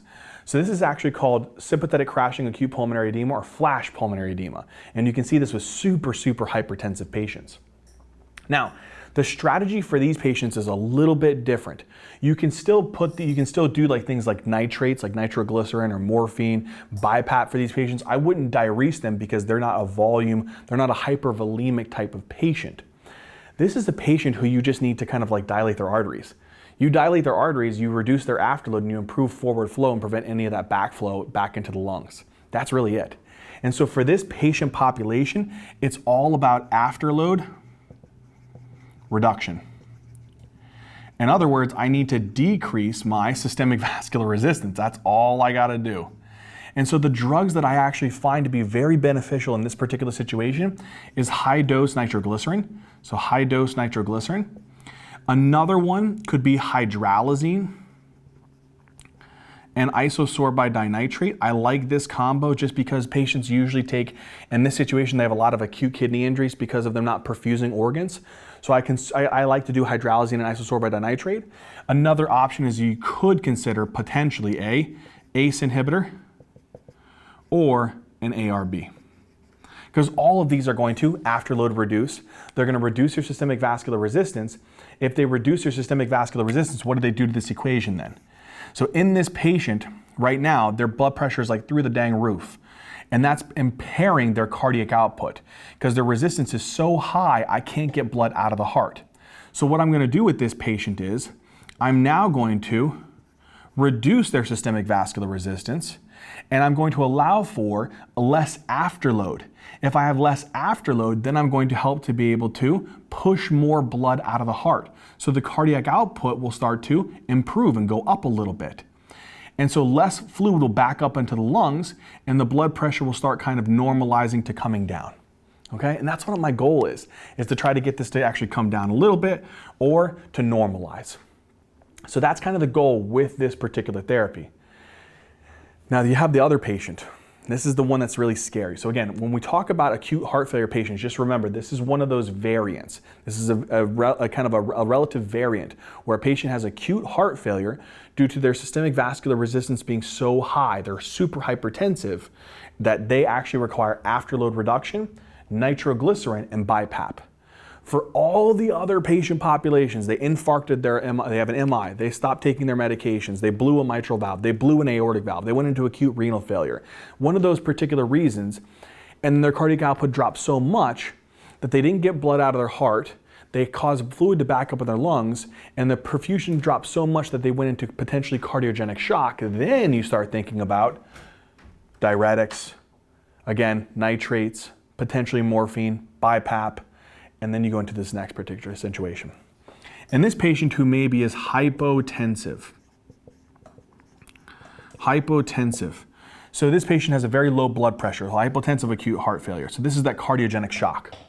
And these patients, their systemic vascular resistance may be somewhat normal, but their cardiac output is so dang reduced that their blood pressure is crazy low, okay? So their blood pressure is so dang low because their cardiac output is so reduced and their systemic vascular resistance is normal. So their blood pressure tanks. In this particular situation, it's all about getting this myocardium to squeeze harder and push more blood out. And so what I'll do is I'll do positive inotropes. And in this situation, you'll do things like dobutamine, or you'll do things like milrinone. But what did I tell you can happen with these drugs? What's a potential adverse effect? Because yes, you are increasing their contractility to increase their cardiac output, but you'll vasodilate them a little bit. They can reduce your systemic vascular resistance. If your cardiac output's already reduced, and then you drop the systemic vascular resistance a little bit, you may drop their pressure. So a potential adverse effect of this is that you may drop the patient's blood pressure and they're already hypotensive. So sometimes it is not uncommon to be on dobutamine or milrinone plus or minus norepinephrine, which is a pressor. And a pressor will help to be able to squeeze their arteries. So this will help to increase their systemic vascular resistance enough to be able to increase their blood pressure, okay? So to summate here, a patient who comes in who has what type of problem? They're cold and then they're wet. And that patient there, the worst case scenario, they have very poor perfusion, they have lots of congestion. You reduce the venous congestion by diuresing them, giving them things that reduce their preload by actually causing venodilation, nitrates, morphine. You can also consider BiPAP and then positioning of the patient where their legs are dangling and they're kind of seated upwards. You can improve perfusion, but there's two different scenarios. This is one completely different animal. Hypertensive acute heart failure is like SCAPE or flash pulmonary edema. Their resistance is so high because their blood pressure is high and they're vasoconstricting like a son of a gun. So because they're vasoconstricting, all you need to do is relax those arteries, because the problem is if they're vasoconstricted, imagine how hard it is for the left ventricle to pump blood into that vasoconstricted artery. If I relax them, I'll help to get blood flow out of the heart and improve cardiac output and reduce the venous congestion. How do I do that? Afterload reduction, okay? If I have a hypotensive patient, on the other hand, that's a completely different animal. In this situation, maybe their systemic vascular resistance is normal, but their cardiac output is in the tuchus. If that's the case, I need to squeeze the myocardium to generate a better cardiac output and improve the forward flow. And if I squeeze blood out of the heart, that's a great thing. And if I afterload reduce, that seems like a great thing because that again helps to get forward flow out of the heart. But it may dilate them a little bit and drop their pressure a little bit more. So sometimes you got to give them a little bit of resistance of their vessels to increase their blood pressure. And that's the thing to remember.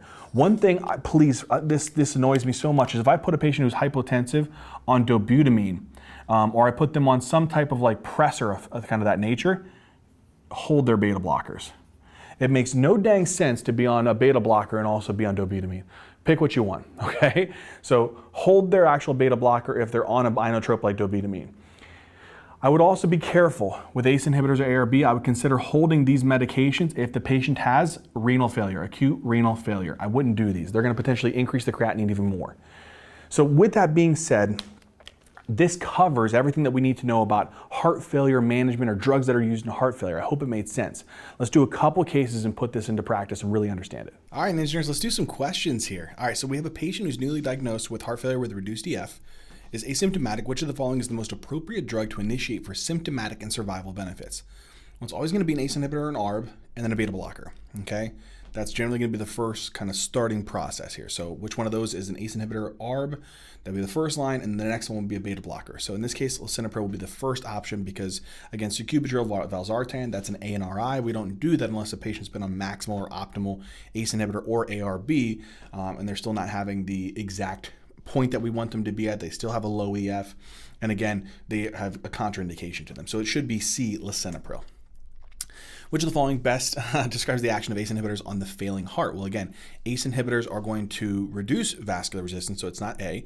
It's going to increase cardiac output, so it's not B. It's going to reduce preload. That's actually true because, again, it's going to inhibit the ADH and aldosterone, which will inhibit the sodium water reabsorption and decrease your preload, your actual venous return to the heart. And angiotensin 2, you're going to block that, so you're actually going to inhibit the venoconstriction mechanism. So it should reduce preload, C. A Hispanic man with HFrEF currently takes maximally tolerated doses of metoprolol succinate, enalapril, along with moderate dose furosemide. He is euvolemic but continues to have heart failure symptoms. The systolic blood pressure is low, but the patient doesn't have any signs or symptoms of hypotension, which is good. Which is the best recommendation to improve heart failure symptoms and survival in this patient? Okay, so they're already on a beta blocker. So again, if we go off the New York Heart Association, A, you add on ACE inhibitor or an ARB. They're on that. Then beta blocker for type B. They're on a beta blocker. Then for symptom control, that you can add on things like furosemide. But the other thing that you should do in heart failure class C is consider if the patient's on an ACE inhibitor or an ARB, you can also add on an aldosterone antagonist because that's going to reduce the mortality associated with reduced ejection fraction. So if they have a low EF and they're again on an ACE inhibitor or an ARB and they could tolerate an aldosterone antagonist, give them that. So it should be spironolactone or eplerenone, so it should be D in this case. All right.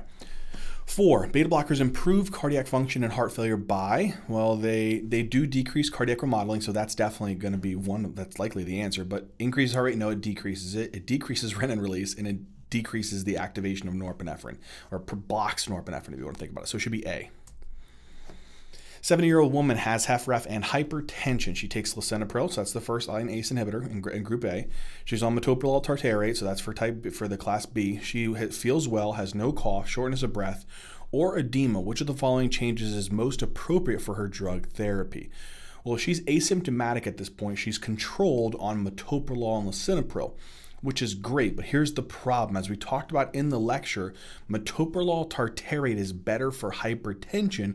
Metoprolol succinate, which is the extended release, the long-acting one, usually that's going to be way more superior in patients who have heart failure. So I would switch her from metoprolol tartarate to metoprolol succinate because her heart sucks. Okay, that's literally how we remember, right? So the heart sucks, do metoprolol succinate because it's better in patients who have heart failure. So it should be D. All right, and again, just to kind of go through this, initiate digoxin. Again, we would add on other therapies if the patient was still symptomatic or was having worsening structural heart disease or they were refractory. So Ivabradine would be refractory to medical therapies. Changing lisinopril to losartan, she has no adverse effects from it, so that's not necessary. And again, digoxin will be for refractory heart failure that's not responding to optimal medical therapies. She's not having that problem. So change it to the metoprolol succinate because the heart sucks. 75-year-old white man has HFrEF, reports stable heart failure symptoms. Current drug therapy includes optimal dose enalapril, carvedilol, which is a beta blocker, so they're on ACE inhibitor, on a beta blocker, and they're also on spironolactone. Okay, so they've tolerated up to this point these 3 particular drugs. Which is the best recommendation to improve heart failure symptoms and survival? That's a great question. So in these patients who are on, let's say, an ACE inhibitor, they're on a max dose of an ACE inhibitor or a max dose of an ARB, they're on a beta blocker, they're on a aldosterone antagonist, and they still have a reduced EF, but they have stable heart failure symptoms, but we want to improve them. That's when we add on, or we switch and get rid of the enalapril and do a neprilysin inhibitor with an ARB. Okay, so sacubitril and valsartan. That would actually be this particular situation. So it would be replace the enalapril with sacubitril and valsartan because if a patient has a low EF, they're on maximal dose of enalapril, okay, or an ARB, or they have a contraindication to those, you should try and switch them over to a ARNI. In this case, this is the perfect situation. Just to cross out the other answers, hydralazine isosorbate dinitrate, it's usually better in African American. Ivabradine, that's usually if the patient we would have to have specifically in there, they have normal sinus rhythm, greater than 70 beats per minute, they're already on max dose beta blocker, or they can't tolerate a beta blocker. Then you would talk about ivabradine. This is not a scenario where that mentions any of that. Starting digoxin, that's not a bad idea, but the patient has stable heart failure symptoms. It would be if they were having refractory heart failure symptoms despite being on enalapril, carvedilol, spironolactone, or an ARNI, then you could say, okay, then we could consider digoxin, as long as we've also provided symptomatic control with diuretics.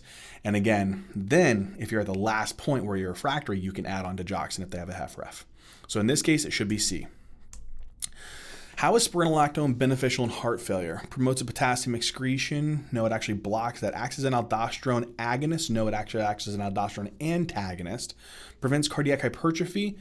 Yes, in general, it prevents like cardiac remodeling, which could be hypertrophy or could be dilation, but in general, it prevents cardiac remodeling. So yes, and that's why it reduces mortality. It should be C. Decreases blood glucose, has no effect on it. Okay, which of the following is important to monitor in patients taking digoxin? It should always be potassium. Hypokalemia can worsen and increase digoxin toxicity, but digoxin itself can cause hyperkalemia. So watch that potassium, my friends.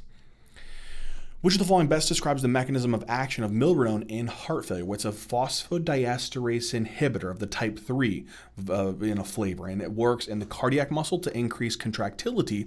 In the arterial smooth muscle, it causes vasodilation. So if we look at this, decreases intracellular calcium? No, it'll actually not do that. It should actually not affect that calcium pathway. Increases cardiac contractility. It actually will increase cardiac contractility. How? Because it inhibits the phosphodiesterase. You don't break down the actual cycle. So in this situation, let me start this one over. All right, next question here. We have, which of the following describes the mechanism of action of milrinone in heart failure? Decreases intracellular calcium? No, not necessarily. Increases cardiac contractility, decreases cyclic AMP, or activates phosphodiesterase. Okay, mechanism of action, it inhibits phosphodiesterases. If you inhibit phosphodiesterase, generally what that's going to do is that's going to increase cyclic AMP. That'll activate the protein kinase A. Protein kinase A will then do two things. One, in the cardiac muscle cells, it'll increase calcium influx. So that already gets rid of A. It increases cyclic AMP. That gets rid of C. And it inhibits phosphodiesterases, so that gets rid of D. And then it's B. Why? Because if we increase calcium influx into the cardiac muscle cell, we have more activation of the myofilaments and then increase in the cardiac contractility. So it should be B. BH is a 52-year-old African-American woman who has HFrEF. She is seen in clinic today reporting stable heart failure symptoms, but is having occasional peripheral brightness. Interesting. Otherwise, vision is unchanged. Current medication regimen includes sacubitril, valsartan, carvedilol, fixed-dose hydralazine, and isosorbate dinitrate, ivabradine, and bumetanide.